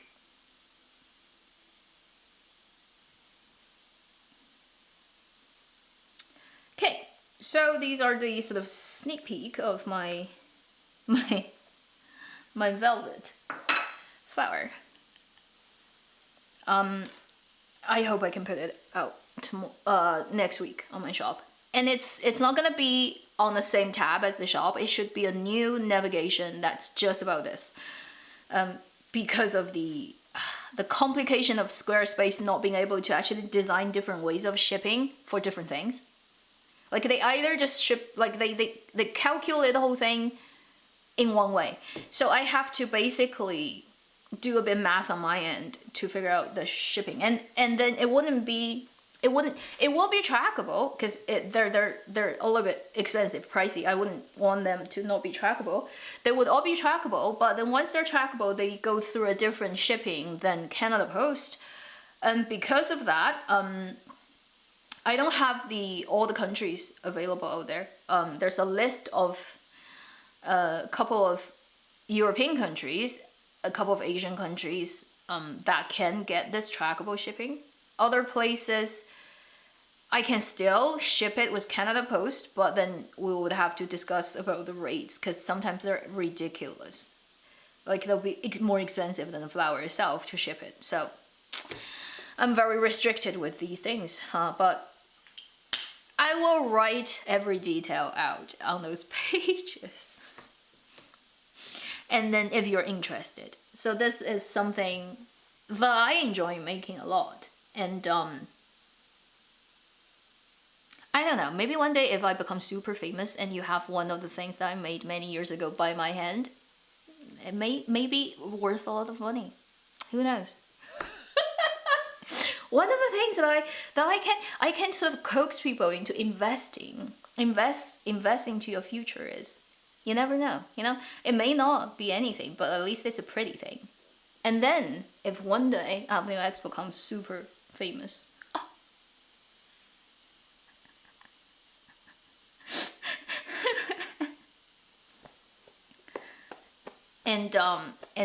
Yeah, and you have something. You know, it's like Shen Yi's painting. You know, 7 years later, that his teacher would actually literally copy his painting, make fake ones so that he can sell them for more money. You know, see, like my hair starts to go crazy. This one thing with the whirl at the beginning is it will part the hair like that naturally, and it will make you look like this no matter what you do. It just gonna has this weird gap in between and you can't control. Yeah, so it's a form of weird investment that may pan out, may not, but you never know, you know? And I think everything that I make that comes out of my end, my end of the, you know, like stuff, I'll have records so I can prove that it's really made by me. So that maybe, you know, something people can consider. Yes, it's crazy sending parcels through like Canada Post. So the alternative ones I have will have it much cheaper, but it's limited to like about 2 dozens of countries in this world. It cannot go everywhere, and if it has to go other places trackable, then it has to go to Canada Post, and then the price is exciting. I have to check it for you, basically, depending on individual cases, how much it's gonna cost. And some of them are just literally funny to look at. But the good thing is they're very lightweight, so the packaging wouldn't be too heavy. But the bad thing is because they're 3D and they're very delicate, so they need a lot of space around them to not get crushed and stuff. So space-wise, they're not small. Like, they can't be tiny, but then they're not heavy. So, and this thing got popular in China, literally, truly depend because of the drama. Because of a couple of dramas that Yu Zheng did that used this flower that really did exist and was pretty much like forgotten by people and almost like left in the dust of history. And on the brink of dying, the whole art. And because he used it in his dramas and made a lot of people sort of find it interesting, and it fits into the trend of Hanfu right now in China, therefore it starts to get resurrected by a lot of people who just make them themselves. And so the good thing about Yu Zheng's drama is he unintentionally, I think, saved one intangible cultural heritage that was on the brink of dying completely. So that's a good thing that his dramas did. And now there are a lot of this kind of makers in China. And yeah, I learned most of how to do this like from researching and watching other people do it and testing. I should one day I should show you how many scissors I have. I have a full drawer of all types of scissors for different purposes and testing, because certain scissors wouldn't work and certain would work. Now I have the insane collection of scissors and glue and wires and different copper or brass, different diameter wire, all kinds of weird things that now I am an expert of. You can't imagine the kind of weird things you have to like test and making this thing and figure out, and it gives you this sense of, in our 3-dimensional world, how physical, like the existence of physical matter is that important. Is like how it affects everything. Is one tiny difference of one tiny thing will make a huge difference of the final result. And the fact is, only that one perfect size texture thing would work, and any other change will just fuck it up. It's just like pretty exciting and to know when you do it, you realize over and over about the restriction of physical existence, but also the fun of it.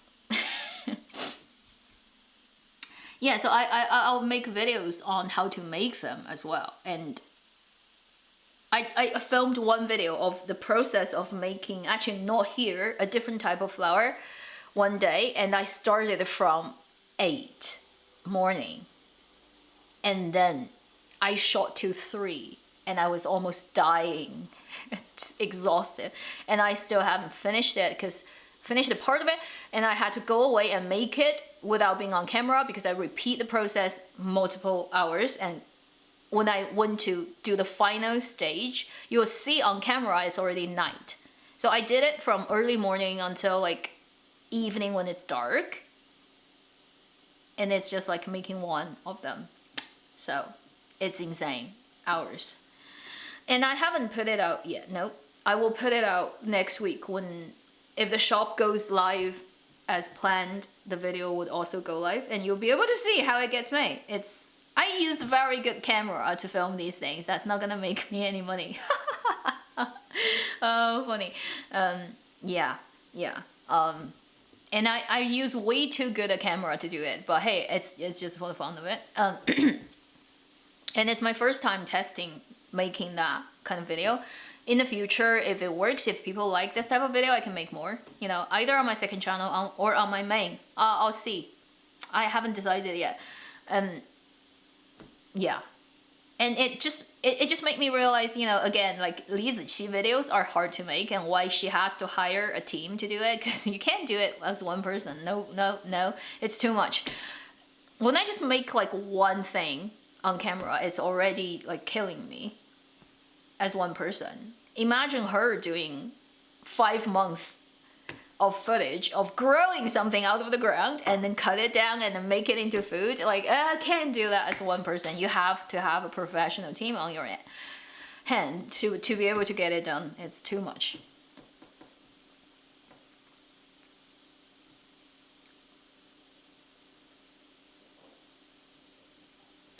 Yeah, it's a lot of work, and it actually is very taxing on your hands.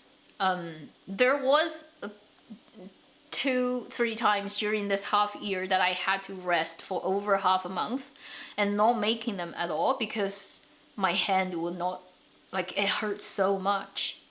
It hurts your knuckle here, and it just gives you that epic feel of, I actually have hands and they hurt in weird places. I have no idea it actually can happen because you've been doing something. It puts in perspective. So that's why they wouldn't be cheap, because it takes too many hours to make them, and there's no way to speed it up. You cannot speed it up no matter how hard you try. There's something that just cannot be sped up. Also because I can only make that many during a period of time, because your hands won't be able to handle the work that it goes into it. It literally is too much. Like, you wouldn't be able to do it. And they have this flower for the Winter Olympics for all the ladies who present you with medals, like on their hat, there's that flower, and that flower is made by the professional Beijing velvet flowers, sort of like that place, like cultural heritage place, with their team of workers.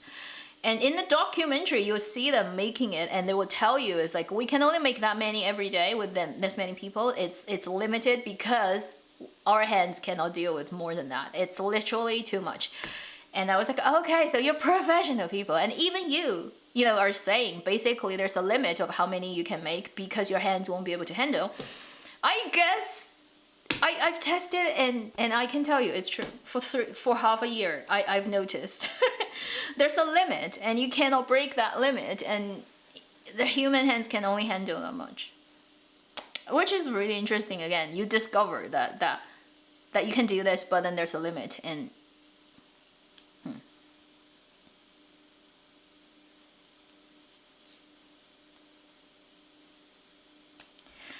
no, I don't wear gloves. When you make it, it won't work. You have to, and you also need to use a lot of things on your hand. But I was handling it because silk, right? Better to handle it with a glove so that it doesn't get, like, it lives longer. So, yeah, a lot of money, yes. I did spend a lot of money testing different things. I mean, you should see me trying to dye silk. It looks like a Frankenstein. Like, in my kitchen, trying to do the heat and acid dyeing of silk. And And then when you see me make them, it's just crazy. Like the desk, that's just covered with all kinds of weird things. I have too many scissors. And that's one thing that's funny about me. I've realized in my life, okay? Astrology and humans and how it relates in the most weird way. I have a very funny placement, which is my Rahu. Anybody who does Vedic astrology, or the North Node in the Western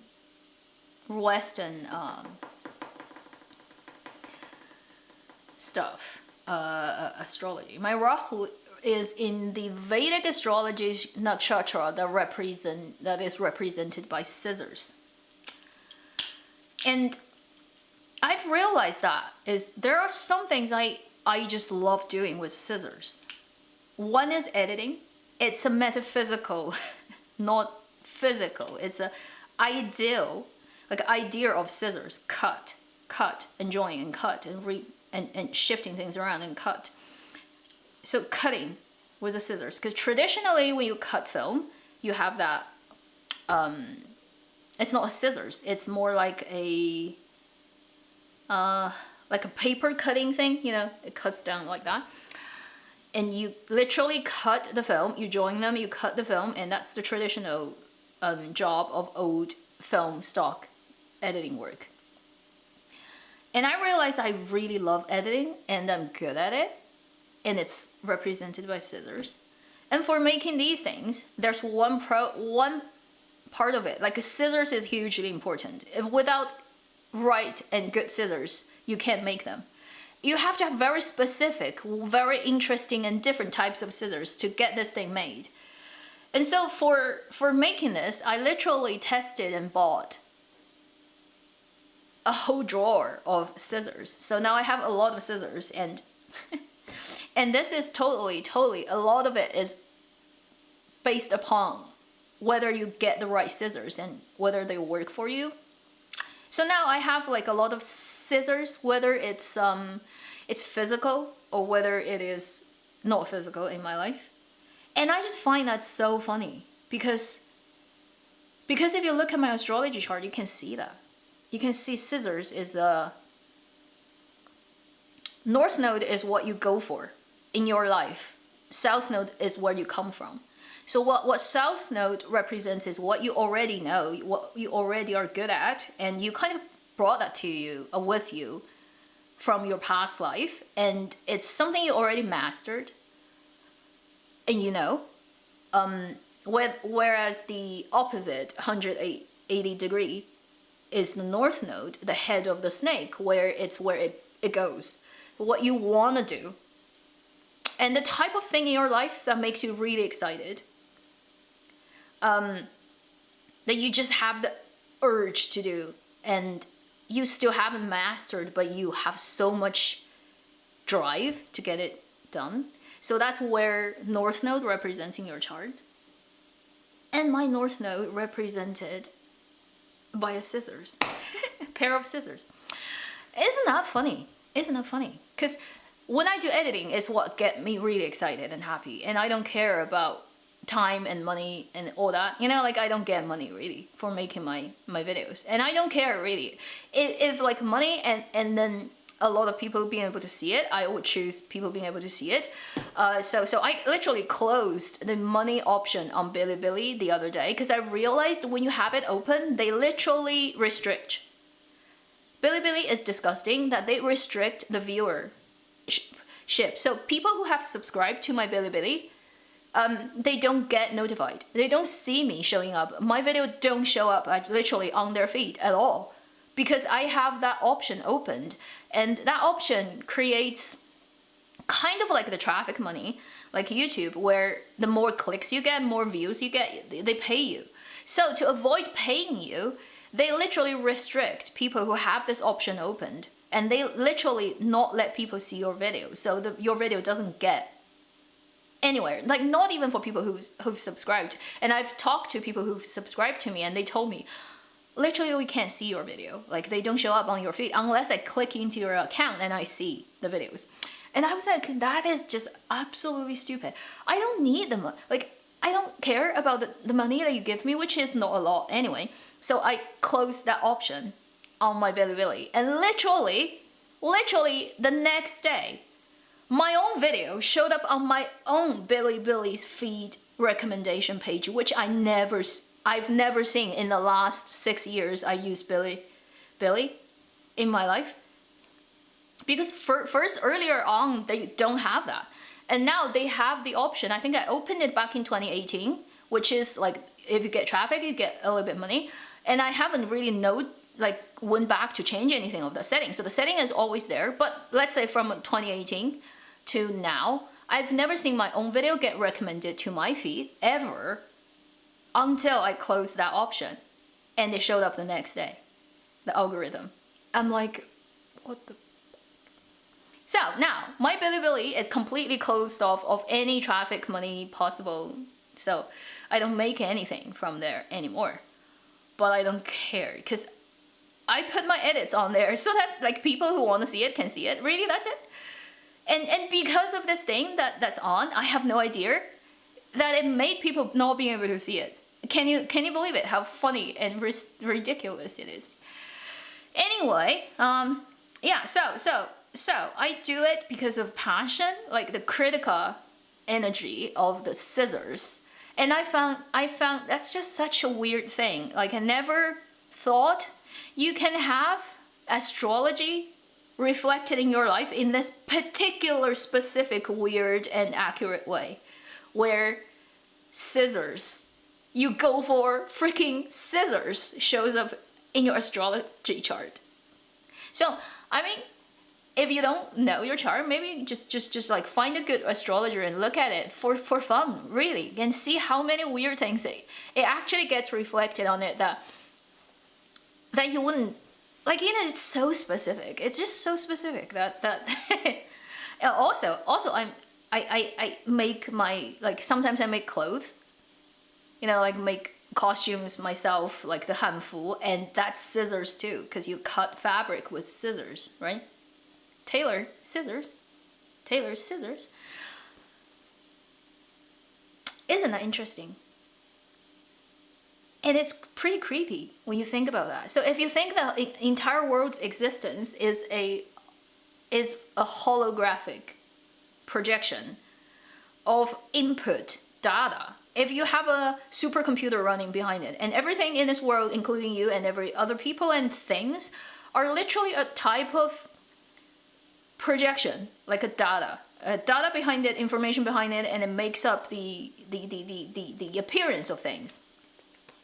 Then, isn't it funny that maybe astrology or any type of those type of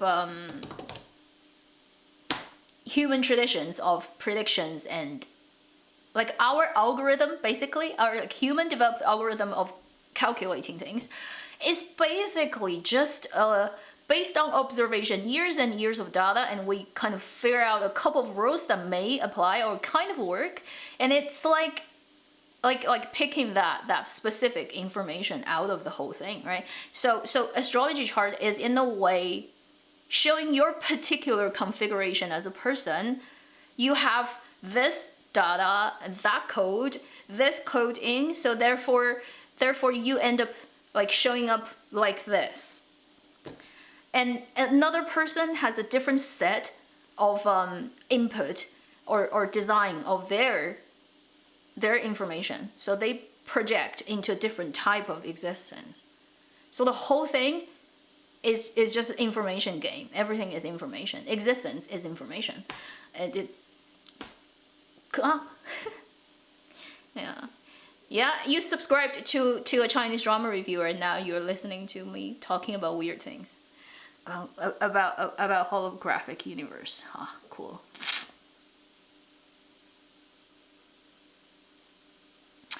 Oh yeah, you have YouTube last year started to do this. Is like they force you to pay like 30% of your earning to the US tax. So apart from the money already, which is half, like you get ad revenue, and they take half of that, and then the rest of that they take 30% off again. This is how nicely YouTube is treating its people. Haha. I love US revenue service. They are the best. Robbing the like the super rich people don't even pay 1 penny, and people like me who's already basically given half of the money to YouTube now has to give another 30%. So like, okay, like, what can I do, you know? It's funny. Yeah. I just got the other day I received a letter from the US and it says tax information included, and I can't even tell like what it is because the company is somewhere in Philadelphia and it has like, it doesn't have a like normal name. It has a weird name that's like number whatever company. And I'm like, so like this much tax has been withheld by IRS for you, and it's like a number, and I'm like, US tax, like I couldn't figure out what it is, and it doesn't say. So I went online checking and I asked a friend, and he got back to me. He said that is the company, basically that's Google. That's Google's tax, kind of like their name, which is totally not Google. It's a weird name that I can't remember. It has a lot of numbers on it. That company basically gave you a US tax document telling you last year this much money you earned from YouTube, and then they've taken that much away. And it's 30%. I'm like, cool. And then once the money comes to me, I have to pay Canadian annual tax, right? Your annual income goes to a number, and then you pay a tax over that. So everything I earn from YouTube, half of it goes to YouTube, 30% goes to American government, and then the rest, I would take that in and add on other things I earn every year and then pay the Canadian tax, which is depending on how much you earn, really. It can go from 20% to 40% type of thing, yeah. One fish, eat it 10 times. That's like how it works.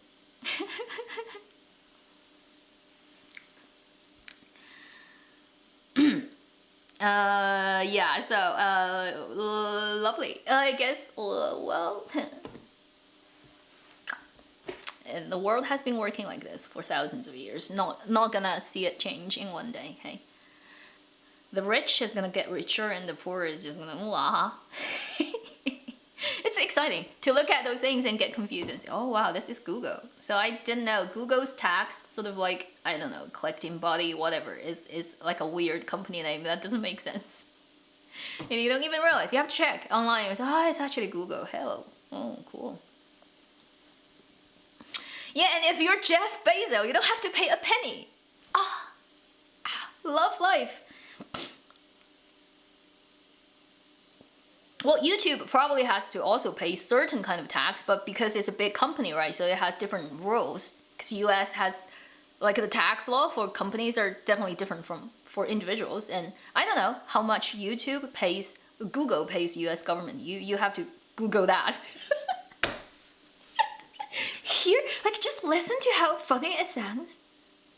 I don't know how much Google has to pay in tax to the US government. You have to Google that.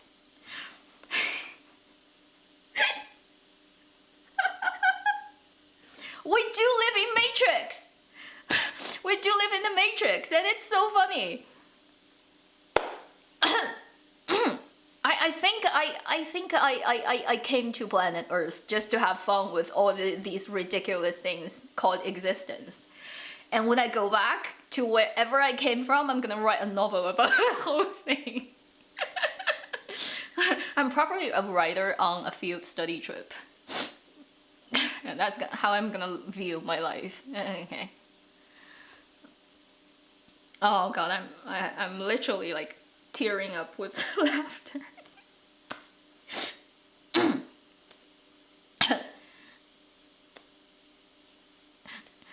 A DuckDuckGo. Yeah, I have DuckDuckGo too, but DuckDuckGo is really bad at searching images. They don't turn out like give you good images. Google still works best. Yeah, so for anybody who looked at my like live stream of this and look at the title image and think I'm talking about just velvet flowers, they're gonna see so many weird things. When I actually turn on this video and watch up to hour, how many? 2? 2 hours later, things start to get really weird. It's It's like watching an indie movie that is 5 hours long, and the first hour and a half looks like a normal film, and then it starts to get weird. I can start writing now. Yeah, I should probably. DuckDuckGo, yeah, it doesn't find pictures. It cannot find any pictures. DuckDuckGo is a search engine. It's like Google, but it has a duck instead of a G. Yeah, it's 2 hours. I'll definitely close this like in half an hour for sure. Like I go before 12. Because when it hits 12, you know, my pumpkin, my stuff becomes pumpkins. Although it's midday, it's still 12 o'clock. Oh my god, this is too funny. How many people, honestly, like the people, 151 viewers, which is not a lot of people, but hi, you know, it's like 3 classes of Chinese classes in high school. The 3 class viewers here, I'm just really curious. How many of you just have the feeling that you just don't belong to Earth, but somehow you ended up here? I would love to see my other alien friends coming from different places. I know the New Age thing is really popular. I know all the starseed stuff, like people talk about, you come from Pleiades, you come from Andromeda, you come from whatever, Arcturus, like whatever, you know, like they're so serious, whatever, like they're like, I know all that, okay? I'm a master of knowing all the popular topics in New Age stuff. Crystal children, indigo children, whatever, rainbow children, like you can make up all those names for this. I have like the almost like I have the double-faced view on that. Is on one hand I totally believe everything they say. I'm like, yeah, cool, it doesn't feel weird to me. On the other, it's like, yeah, but here it doesn't count, which is like you're still a human. You're trapped in this physical body. And I mean, good gracious, like I wish I could have some magic of putting my eyeballs back, but still it's not working. So I view it like 2 things at the same time. So one thing is like, yeah, I totally agree with you guys. It's like I don't belong here. But on the other hand, it's like I'm the daughter of my parents. And I look freaking like them. Okay, I look so much like them. And sometimes I write, like I literally, when I write characters, I will suddenly write a character that looks exactly like how my mother would write it, or my father, and it will scare me. But I'm like, yeah, but I'm still human too. So put that into perspective of the weird existence of me. So, how many aliens are here? Just let me see, you know. Oh, okay. Me, yeah, don't belong here. Yeah, a lot of not belonging here, people, wrong planet. For Fractricula, you talk about, yes, the flowers can be really displayed too. But usually I would say you probably have to make a lot of them because they're quite small, and there's a limit of how big they can go. Because of the wiring process, it cannot go too big. It wouldn't be able to, like literally the scissors wouldn't be able to handle too big a flower. So it will be smaller flowers, but probably you make a lot of them and you form like a display. Yeah, that can work too, but it's gonna be badass expensive. Because just making one of those flowers is gonna take like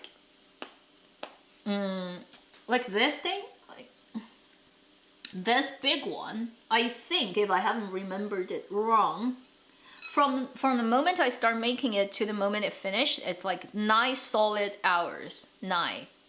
Yeah.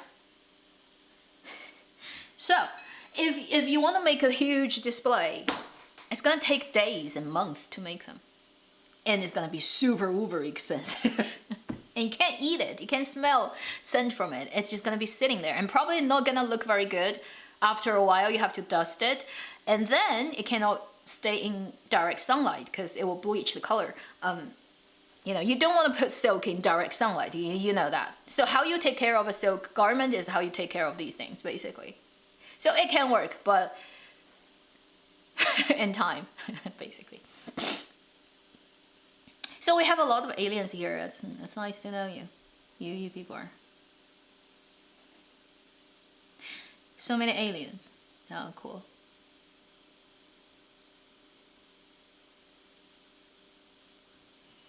What is a type 5 enneagram? What is that? Interesting. Haven't heard about that. I've heard about human design, even like all the numbers.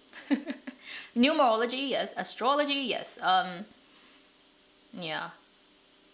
I have a weird reservoir of weird knowledges, but I'm not expert in any of those. I tried, but I find I can't get deeper. It's too much.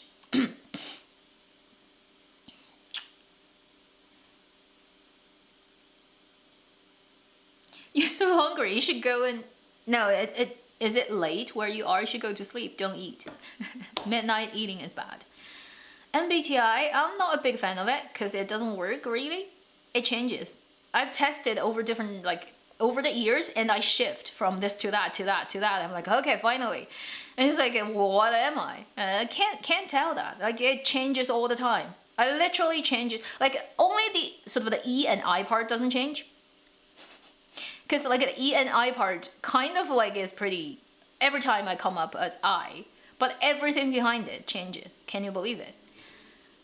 The N thing also doesn't change much, but the next two, like the PT, a TJ, the T and the F and the P and the J, they change all the time. And I'm like, yeah, that's very reliable.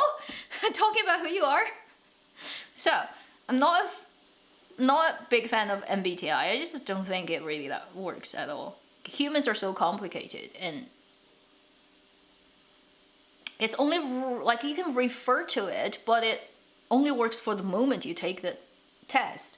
Literally, like maybe a month later, when you are in a different environment, you change.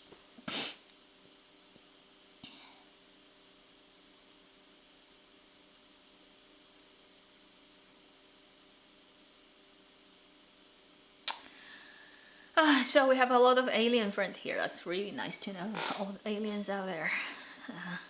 How's your human life so far? What do you think about being a human?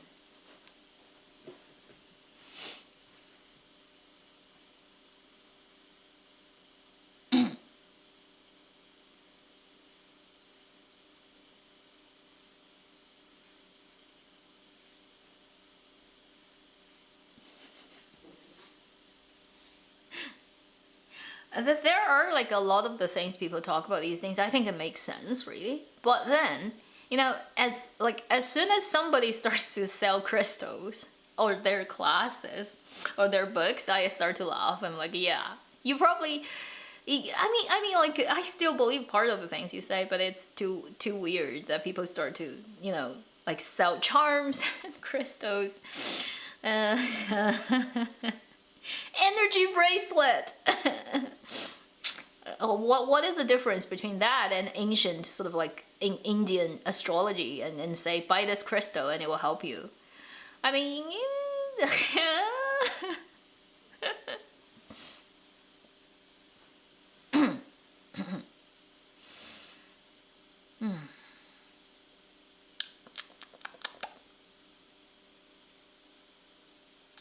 yeah. So 11:44 where I am. Good time. Oh, and how many synchronicity numbers do you see? Which is also, I always wonder whether it's because when it's synchronicity number, it repeats and your subconscious grabs it. Because if it's not repeat, it looks like a normal number. When it's repeating, it's 11, 11, 11, 12, 11, 22, you know, 44, you know, 55. Because of that repetition, your brain is naturally sort of tuned to notice unusual or like, you know, like things. Therefore you see it, not because you're meant to see it. You know, like you can argue whether it's you meant to see it because it's a message to you, or you can argue it's basically just your brain. It's like your animal brain catches it before you realize it. It's like if you have something moving in your peripheral vision, you immediately catches it. Because evolution makes human be much more aware of moving objects because it might be dangerous than still objects. So in your field of vision, if there's one tiny thing that starts to move, you immediately sees it. So I'm like, if 11, 11, 11, 44 is really angel number, or it's just because your animal brain sees something and it's unusual and you see it. You know, like, can anyone prove to me which one is the right one? I'm one of those. So I'm the super open to anything, but then like I don't quite believe in everything either person. So anybody who likes angel numbers. Okay, I have a weird story with angel numbers so much that sometimes I think either universe is really just playing a game on me, or maybe it's just my well-developed animal brain is doing all the work. I don't know. I can't tell. No way of telling that. Oh, 12, 1, 2, 3, 4. How interesting. I don't ever catch on 1, 2, 3, 4. I catch 11, 20. I catch 11, 33, 44 most of the time. That's the most common number that I see on clocks.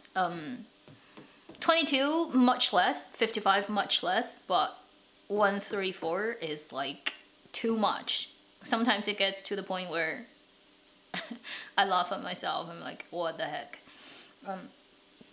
The other day, okay, this would be more than just catch a number on the clock. The other day I was asleep at night, and for no good reason, middle of the night, no noise, I woke up. I looked at the clock on my like nightstand. It's 3:33. I was like, thank you. Supposedly, somebody said, a guru said, when 333 shows up, you should sit up and meditate because you have a download from the universe. But I'm tired. I don't care. I want to sleep. I should not wake up at 333. So I go back to sleep. Then I wake up again, like for no good reason, no noise, and I look at the clock. It's 4:44. Just 2 days ago at night, and I'm like, really? Like, what are you trying to do? You're just trying to get me up, right? And then I see 3:33. I refuse. You give me 4:44. Thankfully, 5:05 didn't happen. Okay, I woke up at 7 again, and I'm like, okay, cool. But the weird thing is, from March to now, this is April now, from March, for no good reason, no word of honor in my schedule that I have to wake up at 5 a.m. to watch it, right? This year, that was last year. For no good reason, from March to now, I've been waking up every night, midnight, at weird time, with no good reason. And sometimes multiple times. And I hated it. I don't know why. I haven't done anything unusual. And I'm not on anything. And I haven't done anything other than, you know, what I normally do. But I hated it so much. It's from March to now. Every night, I freaking wake up at weird hours. And most of the time I see a weird number on the clock, but then sometimes I don't. It's just a normal number that doesn't have anything weird to it. But still, I wake up every freaking night. Okay? And the mystery of the universe would not explain it to me. Body is preparing to word of honor mode. No, there isn't a word of honor. I don't want another word of honor experience again. It's the whole thing is just too tantalizingly destructive. I don't know, it comes in like a tornado and then goes out leaving a land of waste, and pretty much F's up everything that comes after. So I don't know what I should feel about it. But honestly, if there's another one, I think honestly for me, in the future, whatever, like super popular IP and whatever, like whether it's BGBL, drama, whatever, I just never will be so devoted to anything anymore. I will always hold back. I like intentionally just pull me back, because it's just, yeah, it's not worth it, really, for a mental peace.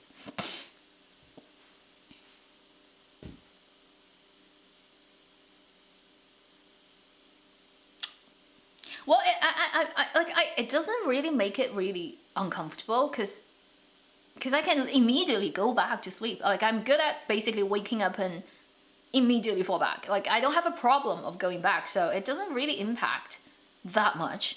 I wake up still feeling okay. It's just like it keeps waking me up in middle of the night for no good reason. It's weird. It's just weird. I know, some kind of astrological alignment that's not going, like, it's getting weird up there, maybe.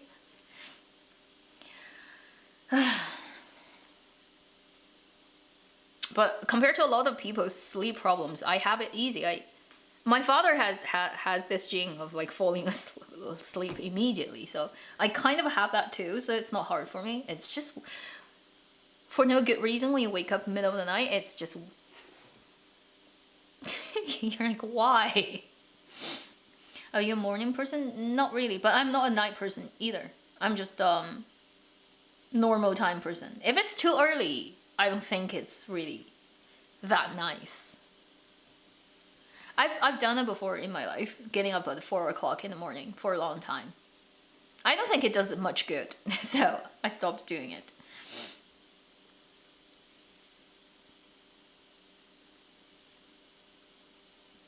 Full moon, but it can't be full moon for a whole month. I literally have had it since early March.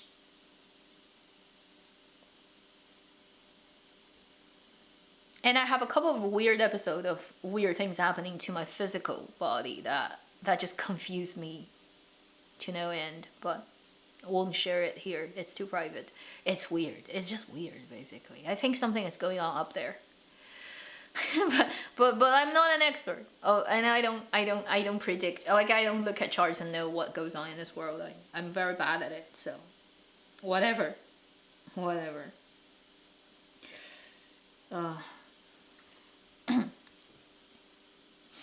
So maybe we should finish this whole live stream back on some kind of talk on dramas.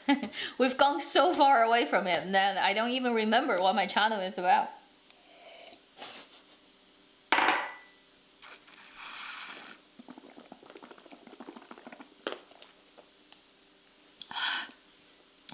Did Word of Honor overdid their promotions?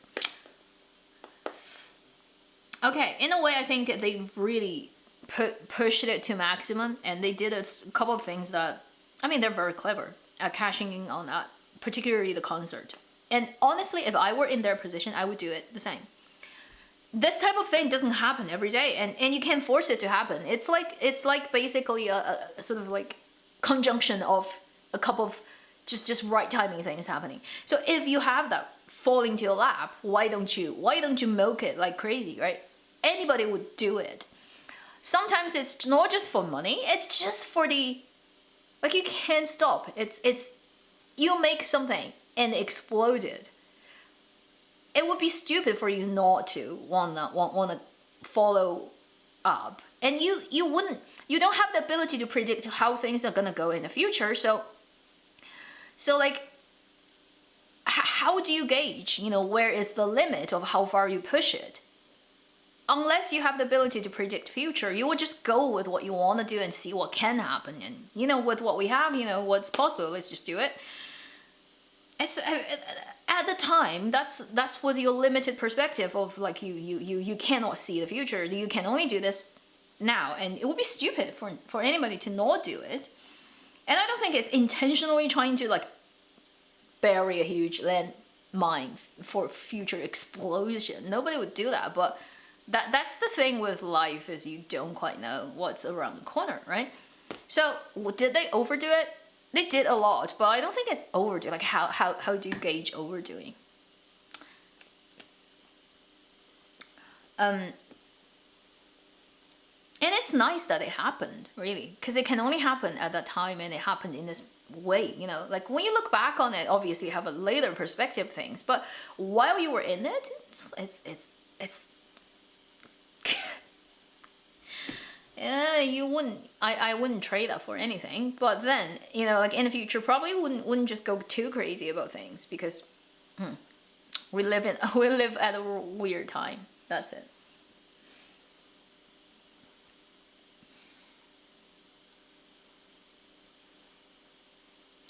And it is true that if something gets too explosive and too big, there are going to be too many people who have very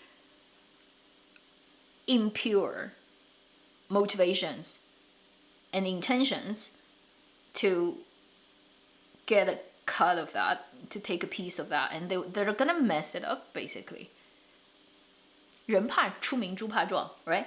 So when it gets too big, inevitably it's going to attract bad intentioned, mean intentioned people and money and whatever influence that's going to come and just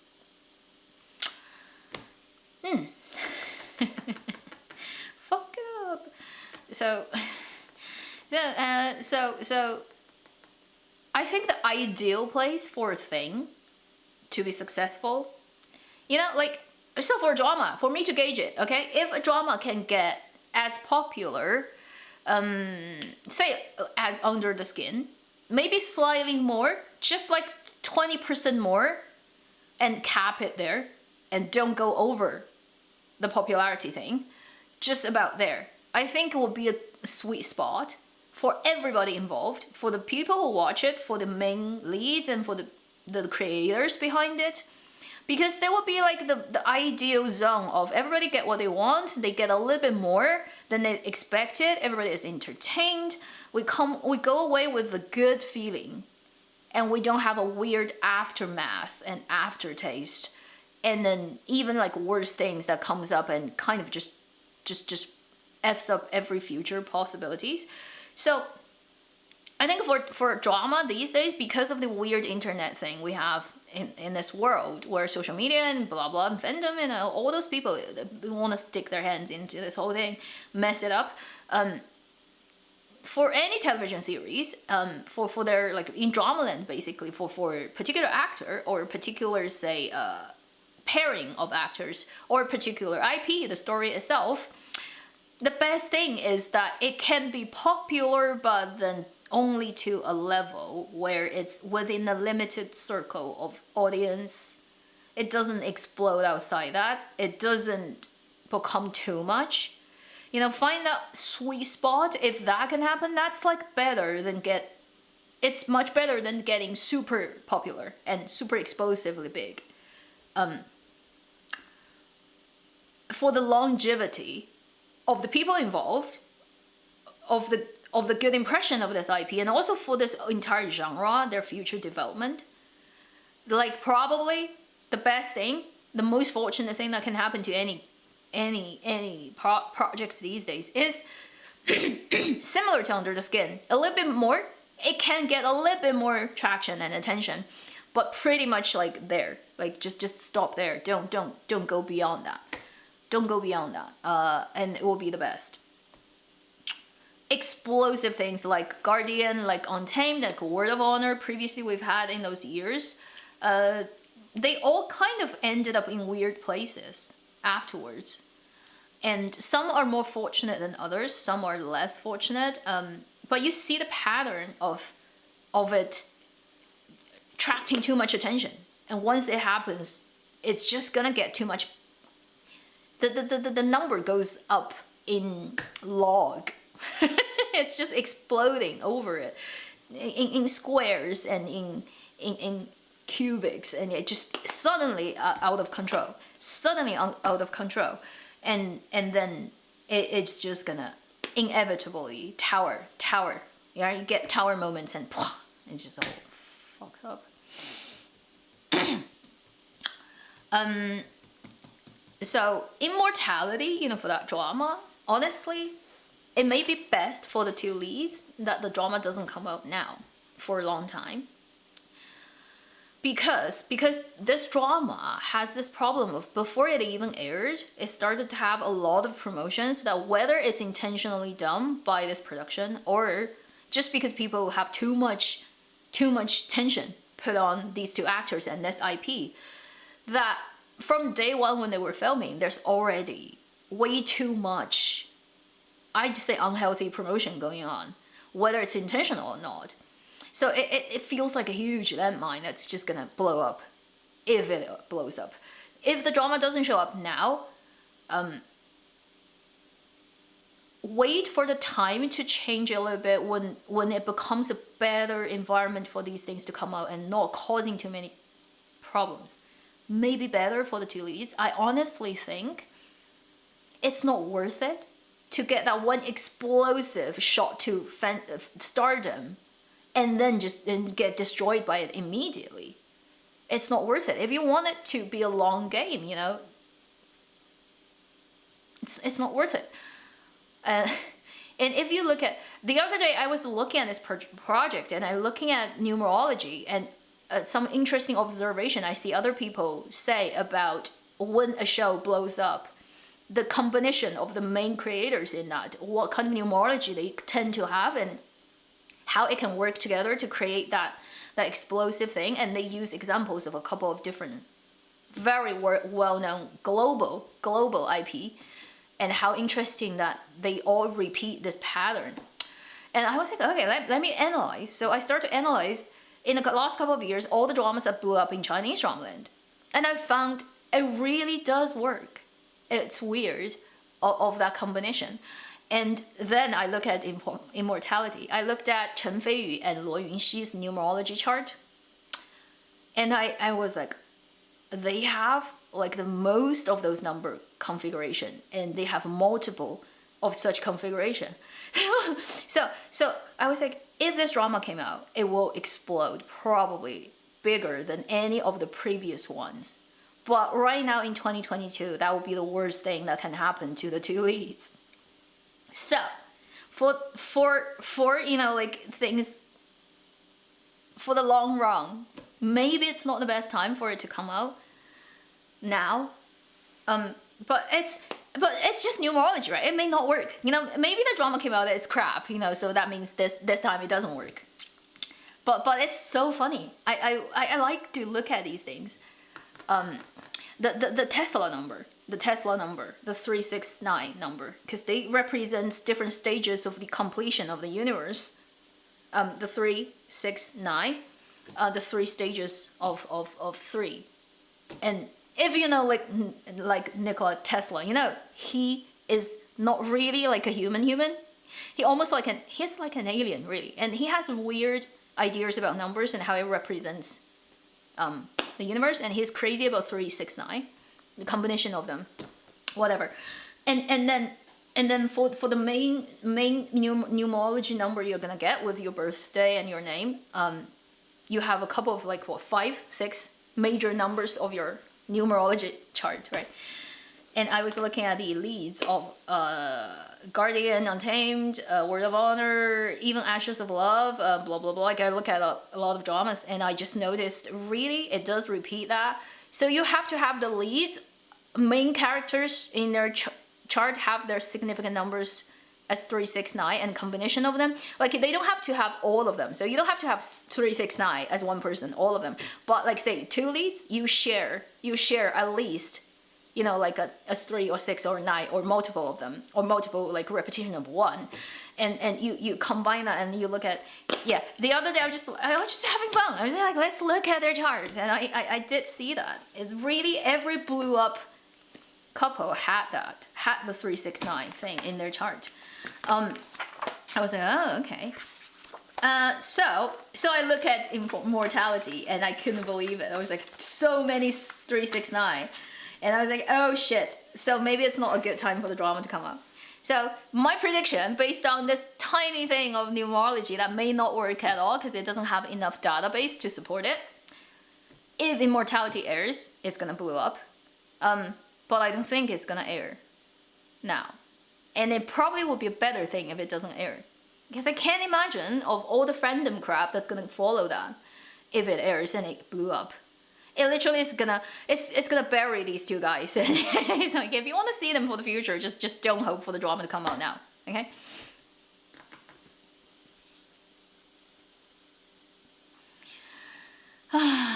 Fated General, I have no idea. That drama, probably it's just so not talking about real history that it just doesn't pass censorship. 山河月明, anybody? Oh, it's already 12, shit. Okay, I'm just gonna be here for a little bit more and I'll be going. Sorry about keeping everybody up, but 山河月明, the Ming Dynasty drama that's on air now. I don't know how they pass censorship. Even with the heavily edited version they have now, it's just so not history. Everything about it is wrong about timing and history and events and people. It's so, oh my god, it's annoying. If you're a Ming Dynasty history fan, you're gonna get so offended by it. So I was like, how did this drama pass censorship? And then I was thinking, maybe like the Fated General is worse, therefore it, even till today it still doesn't show up, because it just so is off track.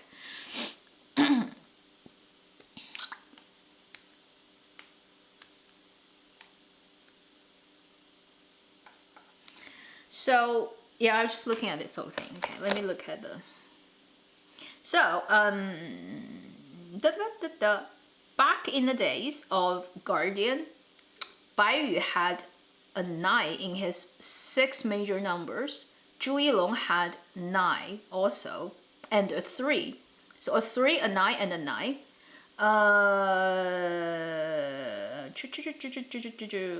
Untamed.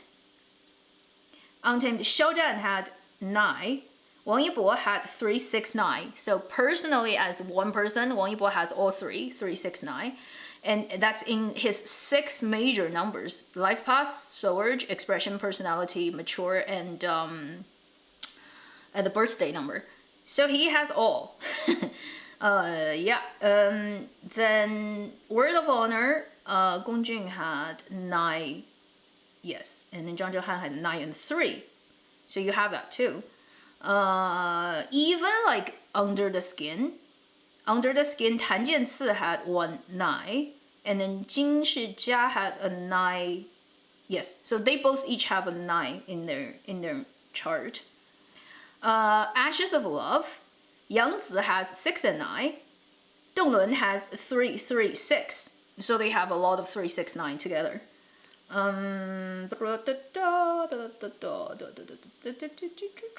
What else? You're just trying to look at what I have here. Who else did I look at? I think I looked at a different person. Oh, Chen Feiyuan and Luo Yunxi. So Chen Feiyu has 2, 6, 1, 3, 1, 9 of his major 6 number, which is intense. So he has 3, 9, 6, 6. And then Luo Yunxi has 3, 3, 6. So Luo Yunxi has 2, 3, 1, 6. So far with the blow up dramas of the 2 leads of the last couple of years, this combination has the most amount of 3, 6, 9. So if we only base it on this theory, if Immortality airs, it will be the most explosive one in terms of CP. But whether it's a good thing or not, questionable.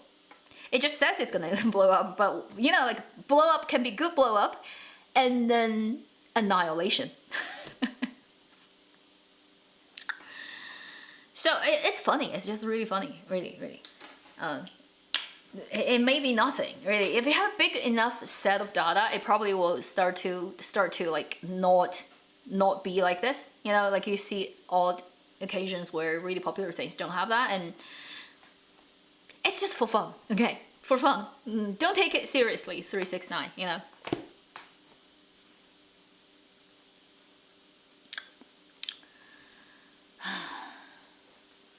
Yeah, and it's not just one person. You have to have if you have a leading couple, right, at least, or like Game of Thrones, it has multiple. You don't have 2 leads. You have like 5, 6, 7 leads. You have to look at all their charts. And best is everybody has that, and then plus like the director, the producer. If you have that, even better. If you have a combination of this main creators all have this combination, then probably it's like really powerful.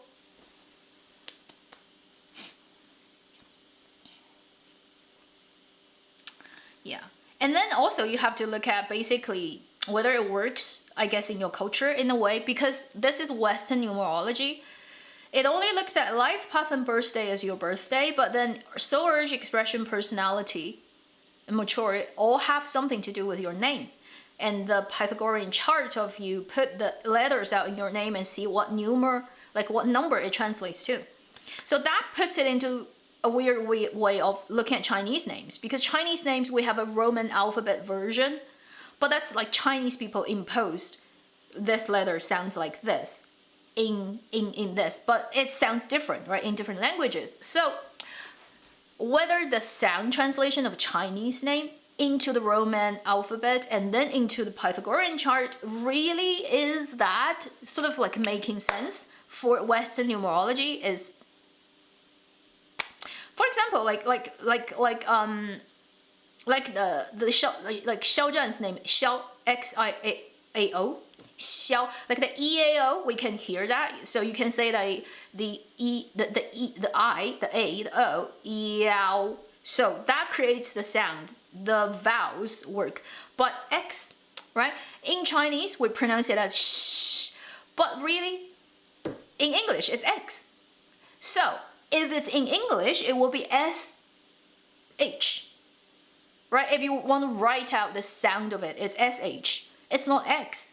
And X has a different position than SH. So when you translate the formal alphabet version of Chinese name into the chart and look at numerology, which one do you pick? Do you go with the sound, and with which language sound? Is it English SH? Is it French? Is it like Latin? Like how? So with that, I just find people say just default to the formal language of that country. So China has Chinese letter, Chinese character name, and then we have our official version of Roman alphabet version. Just use whatever is on their birthday chart, or on their like identity card, on their passport. That's the version you go with. Okay, and it's easy to solve that. But the sound of things, right? Because of the if that's energy and you've been called that name all the time and it becomes a part of your identity, then can you just so easily just say clean cut, just looking at the document, whatever letter they use, that is it?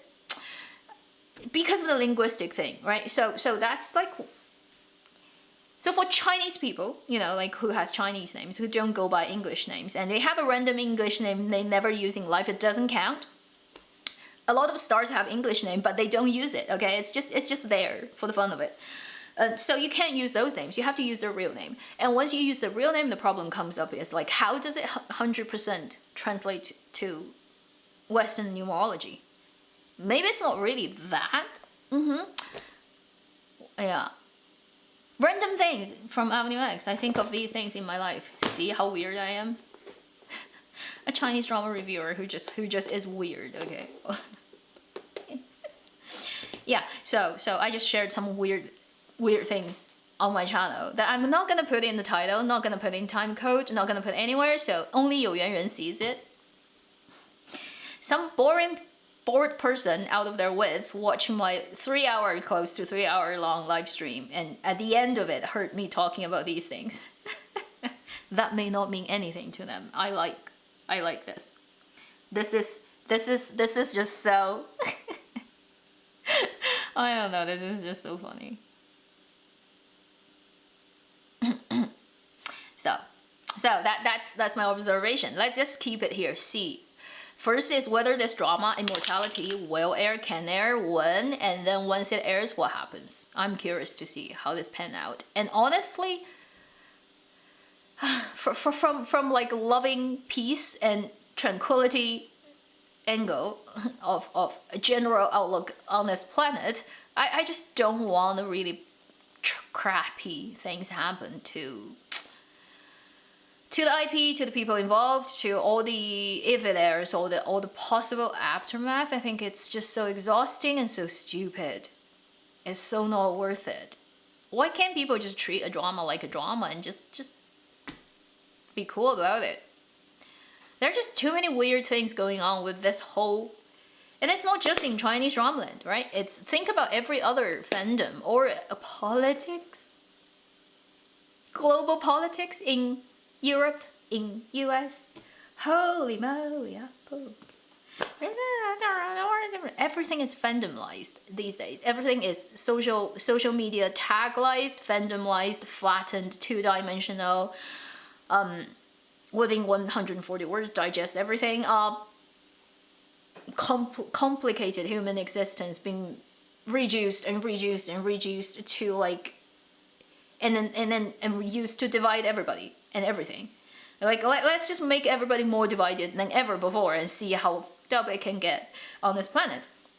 So in fandom, in dramaland, in politics, in everything you see, everywhere, it's just a fucking mess of our world. so I don't know, like I just almost don't think it's worth it for anybody's mental peace and anybody's health and anything, for anything to get that crazy amount of attention and then the follow-up inevitable tower moment. So for everybody loving, wanting to see immortality out there, do you really want to see it, or do you, what do you think? At the end of this, like I'm leaving in 5 minutes. In 5 minutes, I'll turn this off, and you're free to go. But I'm just curious to see the leftover people typing out what you think about the whole situation, whether it's worth it. I don't think it's worth it for anybody, for the production, for the actors, for the writer, for all the fandom people, like whatever, their fans saying, like, is it worth it? At all? Sometimes I'm like, I'd rather any sort of those super popular projects never existed than anyone that I know or I don't know who because of it, like, encounters some absolutely horrendous things in their life.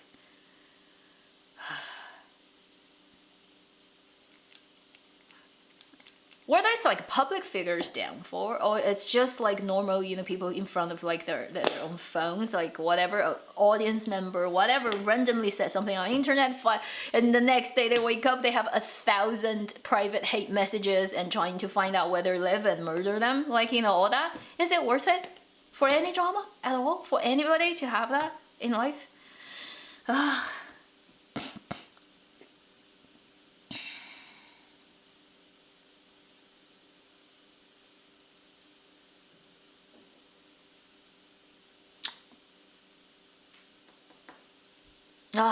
We live at a weird time and we can't stop it because we're now in the age of Aquarius, formally.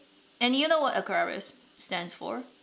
It stands for Uranus, electricity, internet, everything informationalized, online. So everything and anything that has to do with internet, with information, with technology advancement, with electricity, like represented by Uranus, and that is the major thing for the next 200 years of planet Earth, whether we like it or not. We're all gonna get like, so, like, that's the focus shift from the physical, tangible thing. That's the topic of the age of Capricorn, moving to the information, all about information. And it's unstoppable. It's unstoppable.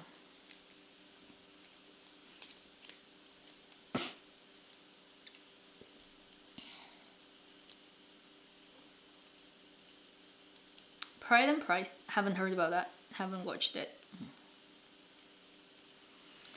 Well, this stream did go a bit off, and just not off tangent. It went from Earth to heaven and back, and weird. I'll just wait till it strikes 12:20, and then I'll close this. And I have a lot other things to do for the rest of the day. Just curious to see what's there. Holy shit. More snow. Wow, I can literally see snow with this, even with the curtain and the wind. Mercury is gonna go retrograde soon, I think end of this month. Also, a couple of more planets are going to go retrograde. So if you want to start something new, do it before the end of the month. Once it gets to like close to the very end of the month, then don't start any new things. Don't start any new things. Retrograde, multiple retrograde, it's not gonna make your life happy about that.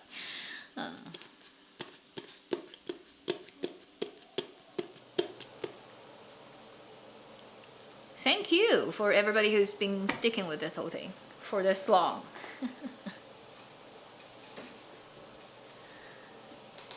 And watching me talk about random stuff that has nothing to do with dramas. Rabbit festival. 怎么可以吃兔兔？兔兔这么可爱。Anyone knows about that in Chinese drama land? 怎么可以吃兔兔？ How can you eat a bunny?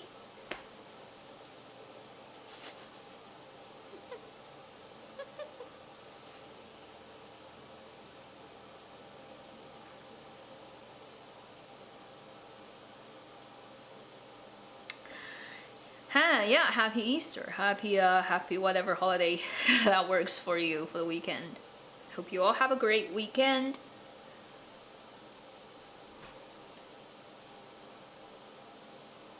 The bunny thing, yeah. Anybody like who knows, just explain that to other people who don't know.